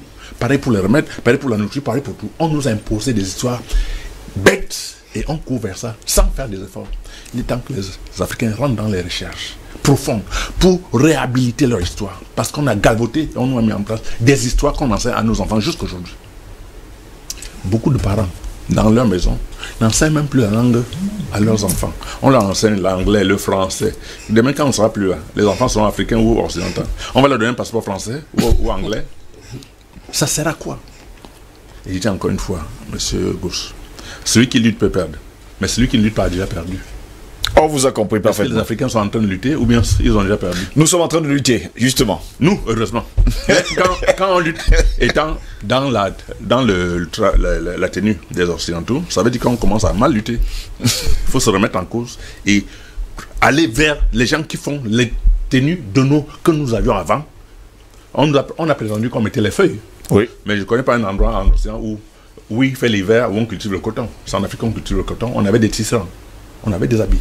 Ce qui fait qu'on s'est habillé avec ces gens-là. Ils étaient dans les forêts, ils ne savaient pas ce que les habillements, je suis désolé. Ils viennent nous faire croire qu'ils avaient une civilisation. Ils n'en avaient rien du tout. C'était des barbares. Voilà. C'est clair. Merci beaucoup, Simon D, pour cette première prise de parole. Albert Anatola, ici, ça nous rappelle d'ailleurs un livre de Tchèque Hamidou Kane, L'aventure ambiguë. On se rappelle de ce que Samba Diallo est finalement devenu. Parce que jusqu'à preuve de contraire, il faut préciser par ailleurs que Tchèque Hamidou Kane a dû tuer il faut le dire, son personnage à la fin parce qu'il avait copié tout de ce qui venait de l'Occident. Est-ce qu'en ce moment-ci, on est en train de mal imiter ou alors simplement mal imiter? Disons que lorsque je regarde la formulation de votre thématique, ça me suscite 2 questions. Oui. qui est allé à la rencontre de l'autre? Lorsqu'on nous convoquons des éléments historiques, notamment la traite négrière, c'est-à-dire l'esclavage, et encore la colonisation et le néocolonialisme, qui est allé vers l'autre? Je pense qu'à la rencontre de l'autre, je pense que c'est l'Occident. Et lorsque quelqu'un va à la rencontre de l'autre, ça veut dire que c'est lui qui a un intérêt à aller vers l'autre, cette autre personne. Et qui continue d'aller à la rencontre de l'autre. Au départ, il faut quand même préciser par ailleurs que l'Africain est allé justement conquérir l'autre. Non, permettez. J'ai bien il a migré, donc. Voilà, allons-y. J'ai bien compris mon propos. Allez-y, on vous suit. Voilà. C'est pour vous dire quoi? C'est pour vous dire que lorsque vous convoquez le personnage de Samba Diallo, oui, nous sommes dans l'assimilation. Nous sommes dans l'assimilation, dans la culturation. Et c'est ça qu'il s'agit. Et chaque fois que nous allons dans un supermarché, très souvent, nous sommes attirés par quoi? En premier lieu, nous sommes attirés par certainement une tasse de café. Je ne suis pas certain que nous soyons attirés par le Mitumba, par le Mitumba, bien le bateau de Manioc. Encore qu'il y a justement des supermarchés qui vendent ces produits locaux. Mais ces espaces marchands ne sont pas très fréquentés, j'en connais. Ça veut donc dire que c'est nous-mêmes le problème, justement. Pour convoquer également un autre élément historique, il vous souvient qu'en 1987-88, en France, il y a la chaleur, une vague de chaleur à l'époque, qui avait fait périr des personnes très âgées, qui étaient abandonnées par leur famille dans des centres d'accueil.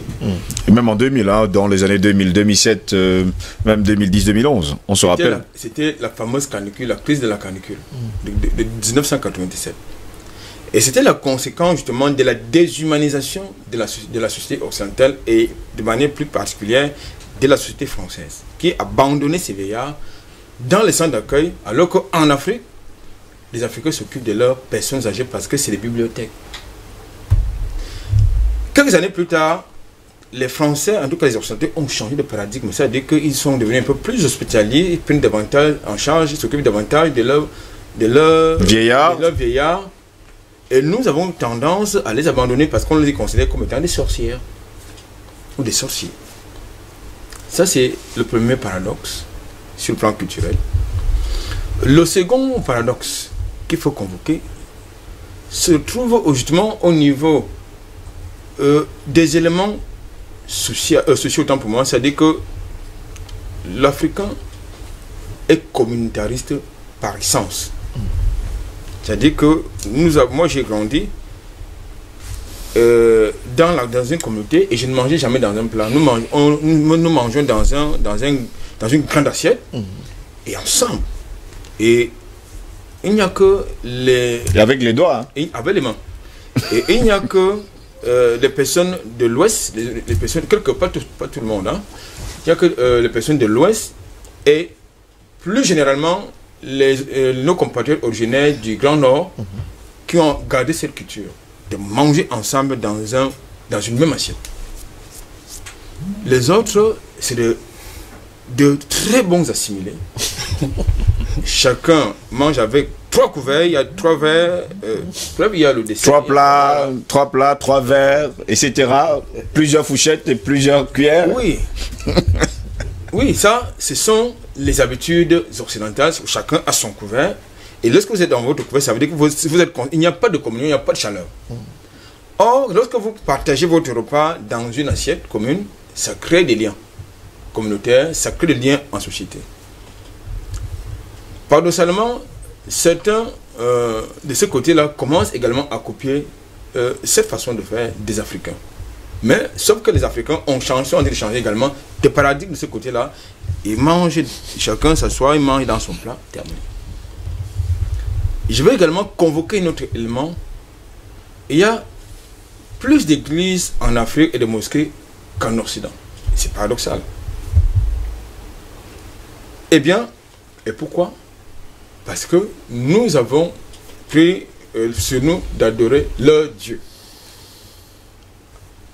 abandonnant nos dieux. Parce que, il me souvient à l'époque, j'ai eu le bonheur de connaître mon arrière-grand-père. Quand il y avait un problème dans la famille, il y avait un très gros arbre qui était derrière la maison, et c'est encore jusqu'à ce jour. C'était encore jusqu'à ce jour. Lorsqu'il y avait un problème, il y avait certains sacrifices qu'il faisait, et puis voilà, il y avait un certain nombre de problèmes qui étaient résolus. Bien sûr. Lorsque vous aviez un problème en ville, et que vous rentrez au village, quand vous faites un aller-retour au village, vous lui posez votre problème, il vous demande, il ne vous répondait pas. Le lendemain matin, très 3-4 compte, il vous réveille. Et vous partez sur cette table-là, il y avait un certain nombre de choses qu'il faisait, des rituels, et puis quand vous rentrez, il n'y a pas de souci. C'est pour dire qu'aujourd'hui, est-ce qu'il y a un choix à faire entre la civilisation africaine et la civilisation occidentale? J'ai envie un peu de ne pas être d'accord. Je peux ne pas être d'accord avec Patient dans ce point, parce que il y a beaucoup. S'il y a des choses à rejeter de ce côté-là, elles sont vraiment nombreuses. Elles sont nombreuses parce que la civilisation occidentale, c'est quoi? C'est d'abord, quand c'est pas la culture de la violence, la barbarie, comme le disait Simodé, de l'individualisme, c'est la culture de l'égoïsme, de l'hypocrisie, c'est la culture de l'hypocrisie, comme on avait dit, c'est la corruption. Quand on parle de corruption, c'est la corruption d'une manière générale, c'est la corruption de l'homme, de l'esprit et de tout. Donc, de ce point de vue, et tout est artificiel en fait. Pour vous, rien n'est bon qui vient de l'Occident. Rien n'est bon qui vient de l'Occident. Je dis que tout est. S'il y a beaucoup de choses. Je dis qu'il y a rien. Non, vous dites que rien de tout. Je vais revenir avec vous, en tout cas, dans un instant. Je n'ai pas dit. Je n'ai pas dit qu'il n'y a rien de bon. Moi, je dis il n'y a rien. Non, c'est Patrick Sapa qui déclare que pour lui, rien du tout. Moi-même, je dis qu'il n'y a rien de bon.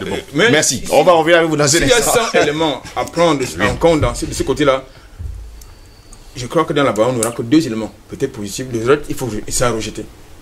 Vous avez les valeurs que nous avons en Afrique, c'est-à-dire, j'ai convoqué certains tout à l'heure, c'est-à-dire la communauté. N'explosez pas, monsieur, on vient avec vous.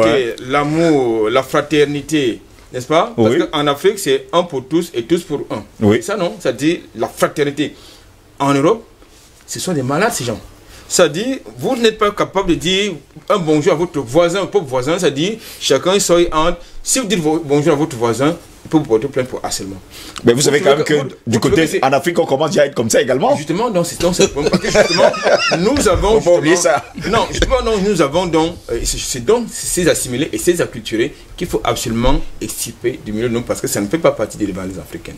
Ça, c'est d'un de deux. Vous avez justement des individus qui arrivent sur le continent africain et qui vous donnent l'impression que ce sont des grands maîtres du savoir, des grands exégètes. Mais alors que ce sont des érudits, alors que ce sont des illettrés. Mais ils ne vous diront jamais qu'ils sont illettrés. Et lorsqu'ils vous posent une question sur quelque chose qu'ils ne savent pas, ils vous donnent l'impression qu'ils connaissent, alors qu'ils ne connaissent pas du tout. Je prends un autre cas de ce côté-là. C'est un sultaneux qui était le curé, n'est-ce pas, de la paroisse catholique, de l'église catholique de Bonamosadi. On n'est pas là pour citer les noms, allez-y. Je n'ai pas cité son nom. Je ne vais pas citer son nom. Ben vous avez dit. Il a commis un livre qui s'appelle Les yeux de ma chèvre.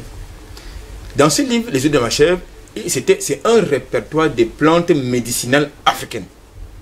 C'est-à-dire qu'il vient chez vous, il vous demande à quoi ça sert. Je vous ai vu manger les graines de papayer, à quoi ça sert. Vous lui expliquez de manière naïvement, il note. Il va chez Patrick Sapa, il voit Patrick Sapa. Hacher par exemple les feuilles de goyavier, il lui demande à quoi ça sert les goyaviers, pourquoi est-ce que vous mâchez les feuilles de goyavier. Patrick Sapa lui dit naïvement, il commence à prendre des notes et le lendemain matin il commence à constituer un laboratoire de plantes médicinales qui revend. C'est ça qui s'agit. Voilà donc la civilisation occidentale, c'est-à-dire la tricherie. Donc, le vol, le pillage. Voilà, donc c'est pour faire comprendre qu'en réalité, lorsque vous regardez sur le plan culturel ou bien médiatique, à la télé, la civilisation occidentale, choisissez au hasard n'importe quelle chaîne. Quand il s'agit d'une chaîne qui vous présente que des films, qu'est-ce que vous avez droit à quoi? À la violence, à la mafia. Merci beaucoup. À la corruption, tout ce qui va avec. Tout ce qui n'est pas bien, c'est-à-dire à la débauche. Tout dire, parce que même ceux qui, même les amateurs des séries comme Novella TV, c'est quoi le message? Rien du tout. L'homosexualité. Bon, on va prendre le temps de dire doivent poser la question en tout cas à Patient Parfait-Homme. Patient Parfait-Homme, en tout cas pour les uns et les autres aujourd'hui, il n'y a rien de bon qui vient de l'Occident. D'ailleurs, tout le monde le sait, la violence, la corruption, l'hypocrisie, l'égoïsme, l'individualisme, tout cela vient de l'Occident. Mais aujourd'hui, on sait également que les Africains sont en train de copier cela. Mais je vous ai dit que l'homme africain, c'est l'homme premier.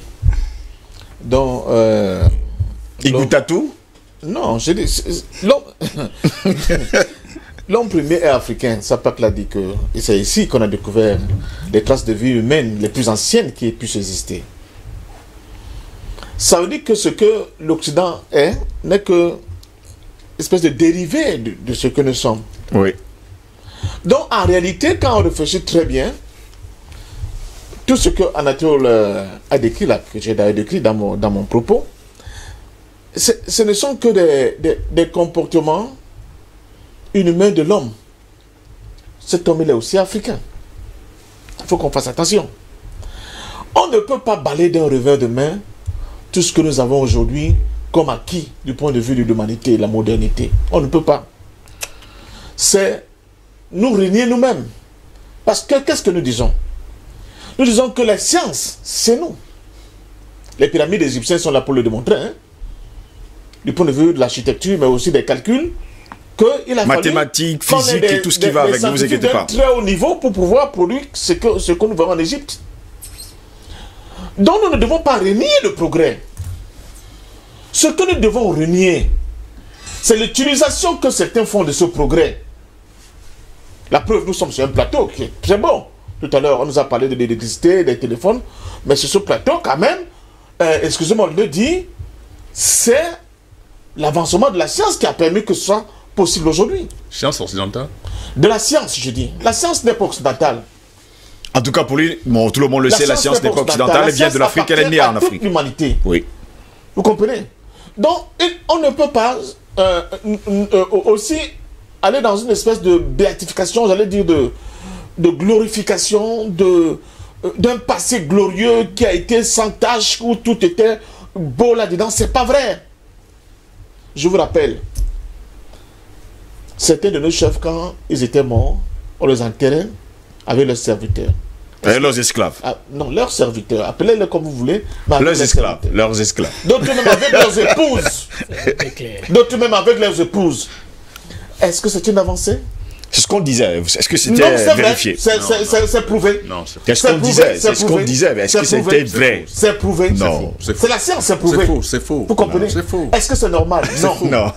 Quand on débat sur l'homme, l'être humain, il y a des modifications. Quand on parle d'esclavage, là, je ne suis pas souvent d'accord pour dire que certains Africains ont contribué à l'esclavage. C'est le problème qu'Anatole pose souvent. Mais on dit c'est parce qu'il a été forcé. Son cerveau a été formaté. Pourquoi on voit les images que nous avons derrière vous, par exemple, où certains Africains ont contribué à la vente de leurs propres frères. Mais parce qu'ils n'avaient pas de choix. Ils ont été formatés, ils ont été obligés de le faire. Mais ils l'ont quand même fait. Ça pose la question de traite dans nos sociétés. Est-ce que dans nos sociétés, il n'y a pas de traite? Il n'y a pas de gens cupides? Il n'y a pas de gens corrompus? Il n'y a pas de gens... Non. Mais ils étaient mis à part. On ne va pas oublier quand dans la société africaine, ils existaient. Mais on les mettait à part dès qu'ils faisaient des erreurs. Non. Tout le monde le sait. Ils existaient dans nos sociétés, c'est pour ça que nos sociétés ont été vaincues à un moment donné. Si dans nos sociétés, il y avait que les gens intègres, les gens d'une certaine valeur morale, nos sociétés n'auront jamais été corrompues. Elles ont été corrompues parce qu'au sein de nos sociétés, il y avait ces gens-là qui prêtaient le flanc à cette manière de faire. Mais parce qu'ils avaient peur. Mais parce qu'ils avaient peur de l'arme, de la mort et tout ce qui va avec. C'est une question de chacun de nous. On est tous ensemble. Là. Chacun de nous a, comment on dit ça, ses valeurs. Oui. N'est-ce pas? Il y a des gens qui n'ont pas ces valeurs. Il faut avoir le courage de le dire. Et travailler. Pourquoi on revient à ce qui est original, ce qui est authentique à l'homme africain? Que ce que nous avons démontré ici, la solidarité, la fraternité, le sens de partage, le sens de l'amour du prochain. Parce que rien ne dépasse l'amour du prochain en réalité. C'est ça, toutes les églises là. Ils prennent une seule chose, l'amour du prochain. C'est le nombre d'or de toute loi humaine. C'est ce que nous contestons à l'Occident aujourd'hui. Parce qu'elle évacue complètement ce nombre d'or. Elle donne l'impression que l'amour du prochain ne compte pas. C'est la réalisation de cette façon des besoins individuels et personnels qu'on doit mettre au devant de l'autel. C'est ce que nous contestons, parce que ce n'est pas ça, l'humain.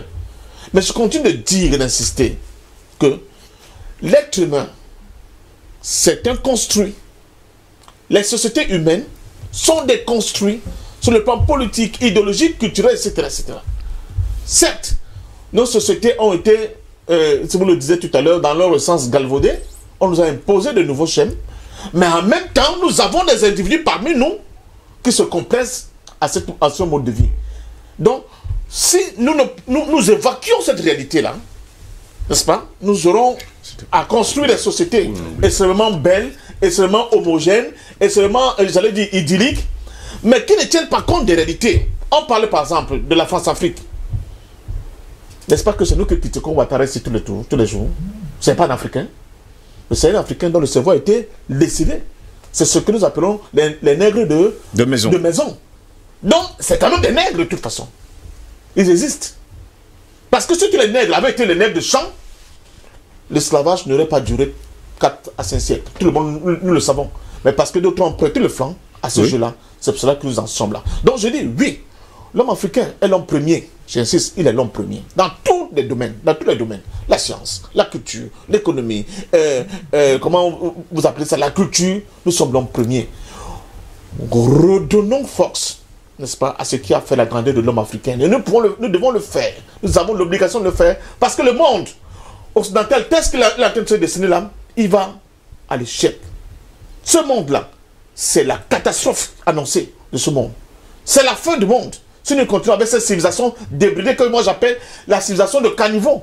Parce qu'elle ne met pas l'humain au centre. Au centre de tout. Merci.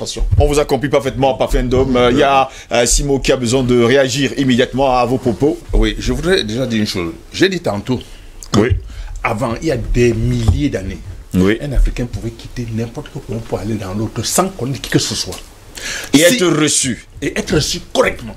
S'il y avait un problème d'esclavage où les gens prenaient les gens pour les vendre, les gens ne devaient plus rentrer dans leur terroir après un déplacement. Ça veut dire qu'il n'y avait eu aucun problème de violence quand les gens se déplaçaient. Il ne faudrait pas qu'on raconte des histoires. On me fait penser que, sur ce plateau, il y avait des rois quand ils mouraient, on les enterrait avec leurs esclaves, avec leurs femmes. Archi faux. Moi, je suis dans les recherches culturelles.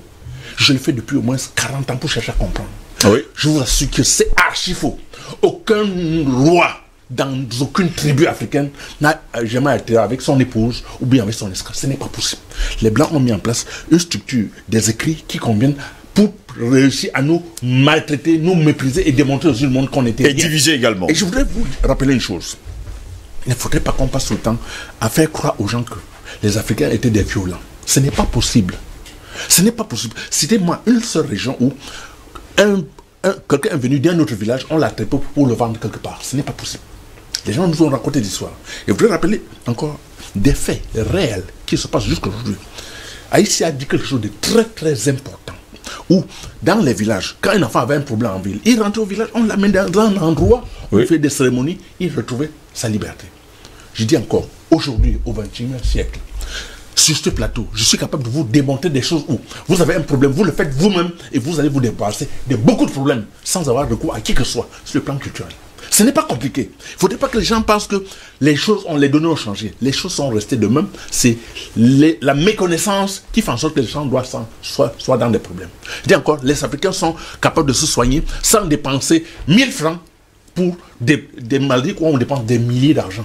C'est archi faux. Il ne faudrait pas que les gens viennent sur le plateau raconter des histoires. Je suis choqué quand j'entends des gens dire que il y a des choses à apprendre chez les Occidentaux. Il n'y a rien à apprendre là-bas. Il n'y a rien, j'absorbe ce que je dis. Il n'y a rien à apprendre. Parce que tout est faussé au départ. Tout est faussé. C'est le bandisme, c'est l'escroquerie, c'est tout. Sur le plan spirituel, sur le plan économique, sur tous les plans. Et vous le dites, aujourd'hui en Afrique, au Cameroun, j'appartiens à un groupe qu'on appelle le MED du Cameroun. On fait produire ce qu'on consomme et on consomme ce qu'on produit. Il y a des magasins déjà qui sont en train de se mettre en place dans tout le Cameroun. Parce qu'il faut qu'on amène les Camerounais à produire ce qu'ils mangent et à manger ce qu'ils produisent. Sinon, on va se faire empoisonner par ces gens. Il n'y a pas longtemps, on doit parler d'un vaccin où on est en train d'obliger les enfants à aller vacciner. C'est pour nous rendre service. On nous aime beaucoup au point où notre santé maintenant est devenue une affaire où ils vont, au lieu de se vacciner, eux qui meurent des milliers, ils vont venir en Afrique vacciner les Africains parce qu'on les adore. Non, on aime tellement les Africains que pendant qu'ils meurent des milliers, on ne les vaccine pas. Non, on vient en Afrique prendre soin des enfants parce qu'il faudrait qu'ils vivent à l'aise, qu'il n'y ait plus de problème. bon sens. Et tout ça, quelqu'un va venir sur un plateau me dire, demander que... On vous a compris, Simondé. On vous a compris parfaitement. Non, je dis non et non. Non et non. Mais je permettez-moi de lire quelques messages avant de revenir à vous ce matin. Plus que 22 minutes pour sortir d'ailleurs de cette édition de DBS Matin. Erna Cunette sur Facebook nous dit bonjour DBS Matin. Bonjour Steve, bonjour le plateau. Stéphane Sullivan de Nana, bonjour DBS Matin, bonjour le panel. Patrice Sapar, la Bibliothèque africaine, bonjour spécial de Stéphane Sullivan de Nana. Mathias Bayala, bonjour Ousmane Tamou, bonjour mes combattants, merci, bonjour également à vous. Félix Obo, bonjour à vous là-bas, tous mes soutiens pour votre travail, mes condoléances à mon grand frère Ndom Assia Papa et mon conseiller et grand frère aimé Simondé. Nous sommes au combat pour notre Afrique. Bonjour à vous également de Félix Tobo qui vous dit bonjour ce matin.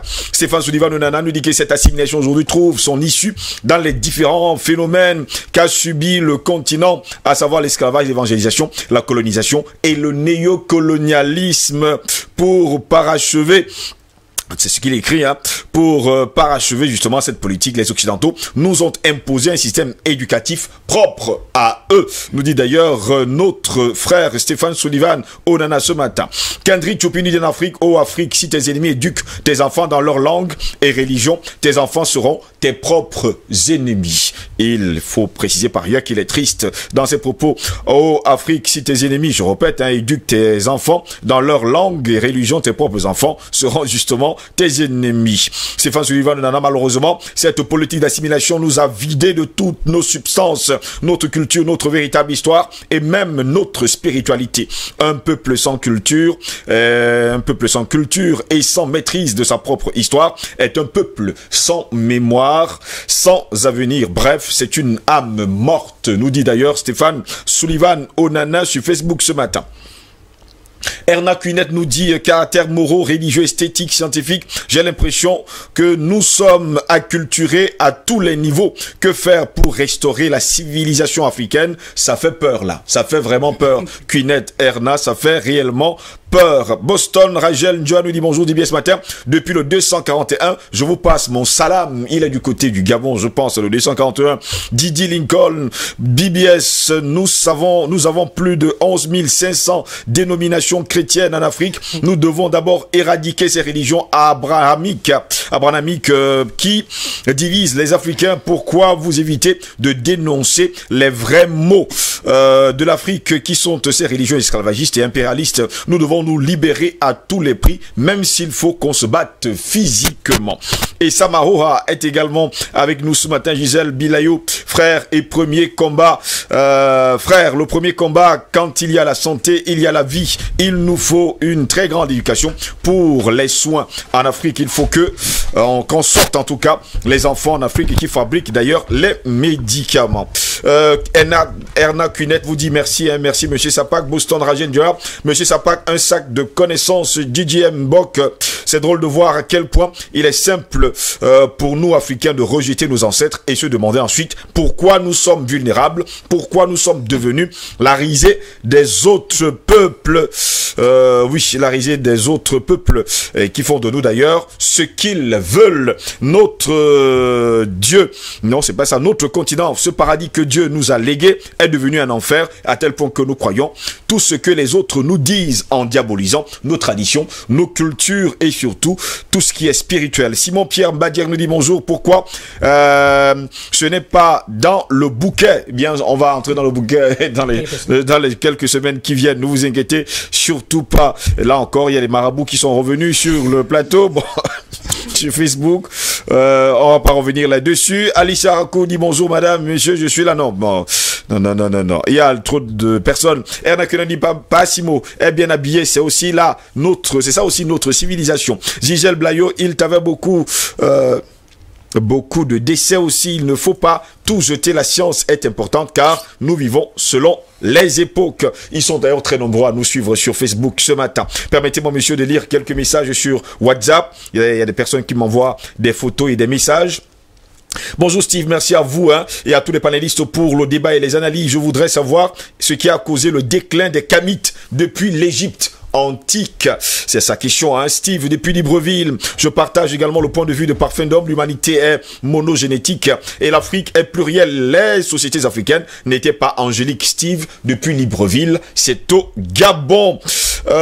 Bonjour Steve, bonjour à tes invités, surtout à Patrick, toutes mes condoléances à notre frère Parfum d'Homme. Steve, nous devons créer à tout prix et urgemment la journée africaine du panafricanisme pour nous consolider la date du 15 octobre comme date commémorative de la journée africaine du panafricanisme. Si bien, c'est Yoa depuis Marois. Si Steve, s'il vous plaît, j'insiste que nous organisons un débat sur la charte de l'impérialisme. Ce truc est une horreur. C'est ce qui démontre clairement que l'Occident est le démon et on ne doit plus les écouter ni même les aimer. Merci beaucoup à vous, Yoa depuis Marois, c'est dans l'extrême nord du pays. Bonjour DBS, la personne nous écrit depuis le Bénin. Bonjour le Parlement panafricain, thématique très importante, l'école et l'église sont les bourreaux de la civilisation africaine. Si vous parlez bien le français ou l'anglais, vous êtes intelligent, mais si vous parlez 1000 langues africaines, vous êtes intelligent par rapport à celui qui parle une seule langue européenne. J'insiste, nous devons donner priorité à nos langues. Nous n'avons rien à foutre de la francophonie. C'est Edem qui nous écrit depuis Lomé au Togo. Continuons à lire les messages. Le bonjour, le panel, je sollicite avoir le contact de monsieur Simon D, s'il vous plaît. Maman Messi, depuis Yaoundé. Simon D, pour donner votre numéro de téléphone à Maman Messi. Oui, je réponds au 674 90 62 16. Allez, répétez encore. 674 90 62 16. D'accord, 674 90 62 16. Maman Messi, qui est à l'écoute, j'espère que vous avez pris le numéro de téléphone. Eh bien, elle a également donné son numéro de téléphone, 677. 677. Oui, 87. 20 55. Elle a également donné 655. 655. Si c'est Orange, je ne prends pas. Bon, si c'est Orange, vous ne prenez pas. Non. Bon, vous avez suivi. Il est anti-français. Mon frère Haïssi, je ris quand vous parlez de la familiarité africaine. Même nous suivons bêtement le blanc. Surtout nos dirigeants, on s'impose d'imposer à ton peuple de saluer avec le coup de poing, le coude ou en tous. Et le cogner par les pieds. C'est quoi tout ça pour bannir la solidarité qui existe entre nous? La chaleur qui sort du poignet de main entre frères vous attire. Donc c'est pour vous accompagner justement dans votre argumentaire il y a encore quelques instants. Maman, messieurs, on va continuer à se saluer avec les mains, ne vous inquiétez pas. Pas avec le coude sur lequel on tous. On vous a compris parfaitement. Bonjour Dibier, salut le panel. Je suis ému de votre sujet d'aujourd'hui par rapport à la civilisation. Parce qu'au début de la maladie du coronavirus, mon grand-père vivant à Figuil, Nord Cameroun, au courant de cette pandémie, m'a envoyé une herbe et une poignée de haricots blancs qu'il m'a intimé de cuire dans un canari en terre cuite. Et après l'avoir fait, il a demandé de consommer, ma famille et moi, la potion qui en découle. Il me dit que le rôle de cette potion est de vous protéger contre toute pandémie, même si celle-ci sévit dans le voisinage. J'ai compris dès ce jour que nos aïeux ont un vaccin universel pour toutes les maladies contagieuses. Sinon, que dire? C'est Bouba Gao, le Kirdi de Douala. Ouais, merci également à vous, Bouba Gao, qui est un Kirdi. Et les messages tombent encore, ils sont nombreux. Il y a encore plus de 20 que je vais pouvoir lire. Non, je pense que demain, je vais faire pareil. Bonjour Dibia, c'est Latifou Moula depuis Sokodé au Togo. Courage à vous, que Dieu vous accompagne dans tous vos projets pour le bien-être de l'Afrique. À mon avis, nos États africains doivent harmoniser nos sociétés en assimilant toutes les autres civilisations, surtout les bonnes, et ainsi réanimer notre propre civilisation. Puisqu'on est déjà super infiltré, c'est la base de tout développement. Je pense que c'est le seul choix que nous avons à faire. Le reste, on s'adapte selon les circonstances. Merci à vous, Latifou Mola, depuis Sokodé, du côté du Togo. Bonjour DBS TV, la civilisation africaine est la meilleure et c'est le pourquoi les Occidentaux ont forcé à nous imposer les leurs. Et ceux qui d'ailleurs nous éloignent de nos us et coutumes. Et pour finir, il faut que l'Africain revienne sur sa civilisation. C'est Fakok, depuis Temedia au Togo. Il y a également que au Ghana, un pasteur s'appuyant sur la parole de Lévitique dans la Sainte Bible, dit-il, demande aux fidèles femmes une chose extraordinaire. Les femmes de son église, dans une vidéo devenue virale sur les réseaux sociaux, enlèvent leur slip à la demande du pasteur. Pourquoi faire? Bon, on l'a également vu cette vidéo, mais vous devez savoir également qu'il y a des faux pasteurs et des faux prophètes qui sont infiltrés. On va pas dire que tous sont mauvais. Bonjour DBS, bonjour le Cameroun, c'est Peter, c'est l'Afrique. L'Afrique a un mauvais mentor qui lui a imposé sa très dévastatrice culture, la culture de la destruction du rectum. Bon, ce mot revient encore aujourd'hui, la personne n'a pas laissé son nom ce matin. Le contenu du mot civilisation est assez dense parmi les nombreuses définitions qu'en donnent les sociologues, retenant celle de Culliver. Une civilisation est l'ensemble d'institutions, de techniques, de coutumes, de croyances qui caractérisent l'état d'une société. La civilisation aujourd'hui est celle où la science et la technique marquent d'une forte empreinte la vie et les institutions sociales. Les traits essentiels qui la caractérisent sont les sciences, les mathématiques, l'instruction à la portée de tous, la protection de la santé publique, la socialisation. La science est la cheville ouvrière de l'édifice scientifique. C'est pourquoi aujourd'hui on est à cheval entre une civilisation occidentale et celle purement africaine. La véritable civilisation technique est l'ère de la science déjà unifiée où on voit l'unification. Guy Babongwen, Douala PK8, j'aimerais bien participer à un débat. J'espère que vous serez à la hauteur en tout cas de ce débat. On aura le temps de vous appeler. Bonjour Steve, bonjour le panel. C'est juste pour vous encourager, continuer à éclairer la jeunesse africaine. Ousmane depuis Niamey au Niger. Merci à vous Ousmane depuis Niamey au Niger. Bonjour Steve et à toute la grande famille d'Aldibiès la matinale. C'est Thompson et Han depuis Bédi. Pour ma part, lui il écrit toujours long hein, le mec. Pour ma part, je pense que l'Afrique a oublié ses origines. Pourtant, tout a commencé en Afrique. Même les civilisations, mais les occidentaux très malins, ont décidé de diluer notre civilisation pour nous asservir. Ils sont venus avec la Bible pour aliéner les Africains, comme si les Africains ne connaissaient pas Dieu depuis le temps jadis. Ils ont transformé la Bible en un cahier de morceaux choisis et où ils lisent les versets qui convergent avec leur plan. Heureux les pauvres, car le royaume des cieux est à eux, disait-il, pour piller nos richesses. Il y a plein d'églises ici au Cameroun qui freinent l'évolution du pays. Ces églises ne participent pas au vote. Oui, c'est ça, je pense. Oui, au vote.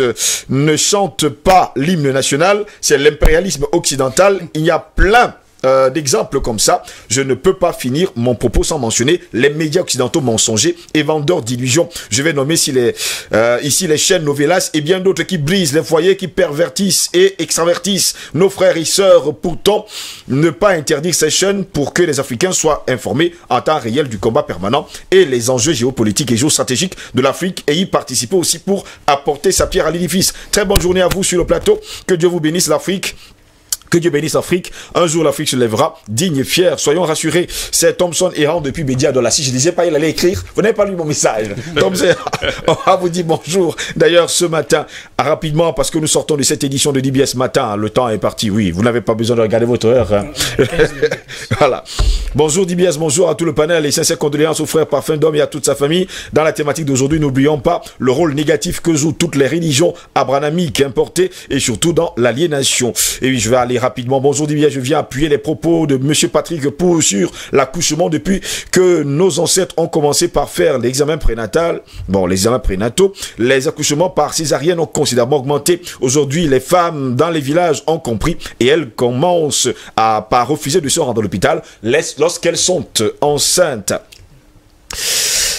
Messieurs, les messages pleuvent et pleuvent et pleuvent encore. Messieurs, pour terminer cette édition rapidement, hein, messieurs, c'est deux personnes qui vont prendre la parole en 2 minutes. 2 minutes seulement, hein, Patrick. Finalement, qu'est-ce qu'il faut choisir? Est-ce la civilisation occidentale ou alors la civilisation africaine? Que doit-on dire aujourd'hui à nos téléspectateurs? Nous avons dit sans embâche que la civilisation africaine est la meilleure. Oui. Pas parce que nous sommes africains, mais surtout parce que c'est la vérité. Oui. Alors, ici, l'humanisme, la solidarité, l'entraide, le partage, qui sont les vecteurs cardinaux, justement, qui gouvernent la vie de l'humanité, trouvent leur réceptacle dans l'Afrique. Oui. Et ce qui est expliqué ailleurs, justement, c'est totalement aux antipodes de ce que je viens d'indiquer. Parce que là-bas, lorsque le voisin crie « Au secours aux voleurs », les voisins se lèvent, non pas pour lui apporter secours, mais pour s'assurer que leur porte est bien fermée, pour que le voleur et le bandit n'arrivent pas chez eux. Donc, vous comprenez très bien le sens de la solidarité qui est perçue de l'autre côté. Voilà. Donc, je répète radicalement, il n'y a rien à importer de l'Occident. Rien. L'Afrique a donné tout à l'Occident. Donc, c'est ici qu'il faut redomestiquer tout ce que nous avons donné, tous les substrats que nous avons donnés à ces gens-là pour qu'ils se bombent le torse et qu'ils capitalisent maladroitement pour ensevelir l'humanité qui devait exister entre les Africains. Et justement, lorsque vous voyez, quand on revient sur ce qui se passe aujourd'hui, avec ce que j'indique souvent, 69 coups d'État en 60 ans, avec 29 présidents et leaders assassinés, donc un président en moyenne sur 60 ans, un président assassiné par an, un leader ou président assassiné par an, eh bien, c'est ça la distorsion. 69 coups d'État, c'est grave. Ça n'a rien à voir avec l'humanité. Mais vous n'avez pas à apprendre que les Africains ont fomenté un coup d'État pour aller éliminer un chef d'État occidental. Malgré tout ce qu'ils font, mais vous constatez effectivement, comme j'ai entendu tout à l'heure, qu'il y a je crois que c'était René Dumont, qui disait vraiment les Africains, l'Afrique francophone sont d'une bizarrerie incroyable. Étant la race la plus méprisée par la France, eh bien, ils sont toujours les premiers à voler au secours de leur bourreau français, exposant ainsi les nègres à la honte universelle. Donc il faut absolument revenir sur les substrats qui ont fait la force et la richesse africaine, notamment les valeurs que j'ai évoquées là, et revenir de plein fouet dans les formes de société que nous avions. On avait nos communautés, on avait nos chefferies qui se géraient normalement, on avait besoin de personnes, mais ils sont arrivés justement pour transformer ça et apporter les mutations qui n'avaient rien à voir avec l'humanisme qui accompagnait la gestion de nos communautés, exproprier nos communautés pour les remettre aux bandits nationaux, et parce qu'ils ont créé des républiques sur les communautés qui étaient là, les chefferies, ils ont créé leur république, ils les ont calibrées, et ils ont choisi des hommes qui allaient gérer ça justement pour être en phase avec ce qu'on est en train d'indiquer aujourd'hui. Je sais que vous allez organiser un débat très lourd, parce que nous nous apprêtons justement à rentrer de plein fouet dans cette histoire d'expropriation des communautés sur tout l'espace continental africain, avec ce qui se passe avec les Tutsis. Ne vous inquiétez pas. Ou encore les Bonapriso et tout ce que vous pouvez imaginer. C'est en bonne voie. Voilà. Albert Anatola, ici votre mot de fin ce matin. Écoutez, pour mon mot de fin, j'ai deux choses à dire. La première c'est quoi? C'est que la Chine a une civilisation endogène et inclusive. Oui. Et lorsque vous prenez le modèle chinois, en termes de civilisation, ça doit vous parler. C'est important, parce que lorsqu'on parle de la Chine, c'est pratiquement le continent africain. Donc je pense qu'aujourd'hui, il faut rentrer aux fondamentaux. C'est-à-dire qu'il faut regarder ce qui se passe ailleurs, parce que c'est la même chose qu'ils font. C'est-à-dire que quelquefois, ils utilisent les nôtres justement pour nous épier, pour nous envahir, comme c'est le cas, pour nous espionner. Eh bien, il faut justement comprendre une chose. Nous devons véritablement nous protéger notre civilisation. Parce que aujourd'hui, lorsque vous allez sur le marché de la mondialisation, oui, rapidement, quelle est la marque caractérisée de l'Afrique? Il n'y en a pas. Simondé, pour terminer, rapidement. Oui, je vais dire à tous les Africains qu'un arbre ne tient que sur ses racines. Oui. Est-ce qu'un Africain pense qu'il peut tenir sur les racines d'un autre arbre? Il faudrait que l'arbre, c'est à travers les racines que l'arbre donne la sève à l'arbre pour produire des fruits et on cueille des fruits. Si vous êtes un Africain et vous pensez que votre arbre, vos racines se trouvent à la Mecque ou à Rome, vous êtes perdu complètement. Merci. Complètement. Merci à vous tous qui nous écrivez du Bénin, du Togo, du Mali, du Niger, du Gabon, de la Guinée équatoriale. Vous avez tellement de messages, il y en a encore plus de 17 messages à lire, ça c'est trop. On est très heureux de vous savoir très nombreux devant vos petits écrans pour nous suivre tous les matins. Bonjour DBS Télévision, bonne émission, vous abattez un travail formidable, courage à vous. C'est Arménian Tao à Taligbo, ouais, je pense c'est Tabligbo. Au Togo, vous êtes nombreux, d'ailleurs il y en a encore 17 que je dois lire, mais je ne pourrais pas les lire tous. Merci messieurs d'avoir été là ce matin. Simon D, merci. Merci à vous Patricia Park, merci également Albert Anatola ici. Merci également à Patient Parfum d'Homme qui nous a quittés pour aller justement pour la mise en bière de son frère aîné. Mesdames, messieurs, c'est ici que s'achève cette autre édition de DBS Matin, la 4e du genre de cette semaine. N'oubliez surtout pas, les contes et légendes contiennent la sagesse de l'Afrique. Ils sont le voile qui recouvre les secrets de la tradition. Tous les aspects moraux, physiques, séculaires peuvent y être évoqués. Le griot, le conteur, est souvent dépositaire d'un message qu'il faut parfois écouter et comprendre. Bonne journée à toutes et à tous et à demain. Si plaît à Dieu. Au revoir.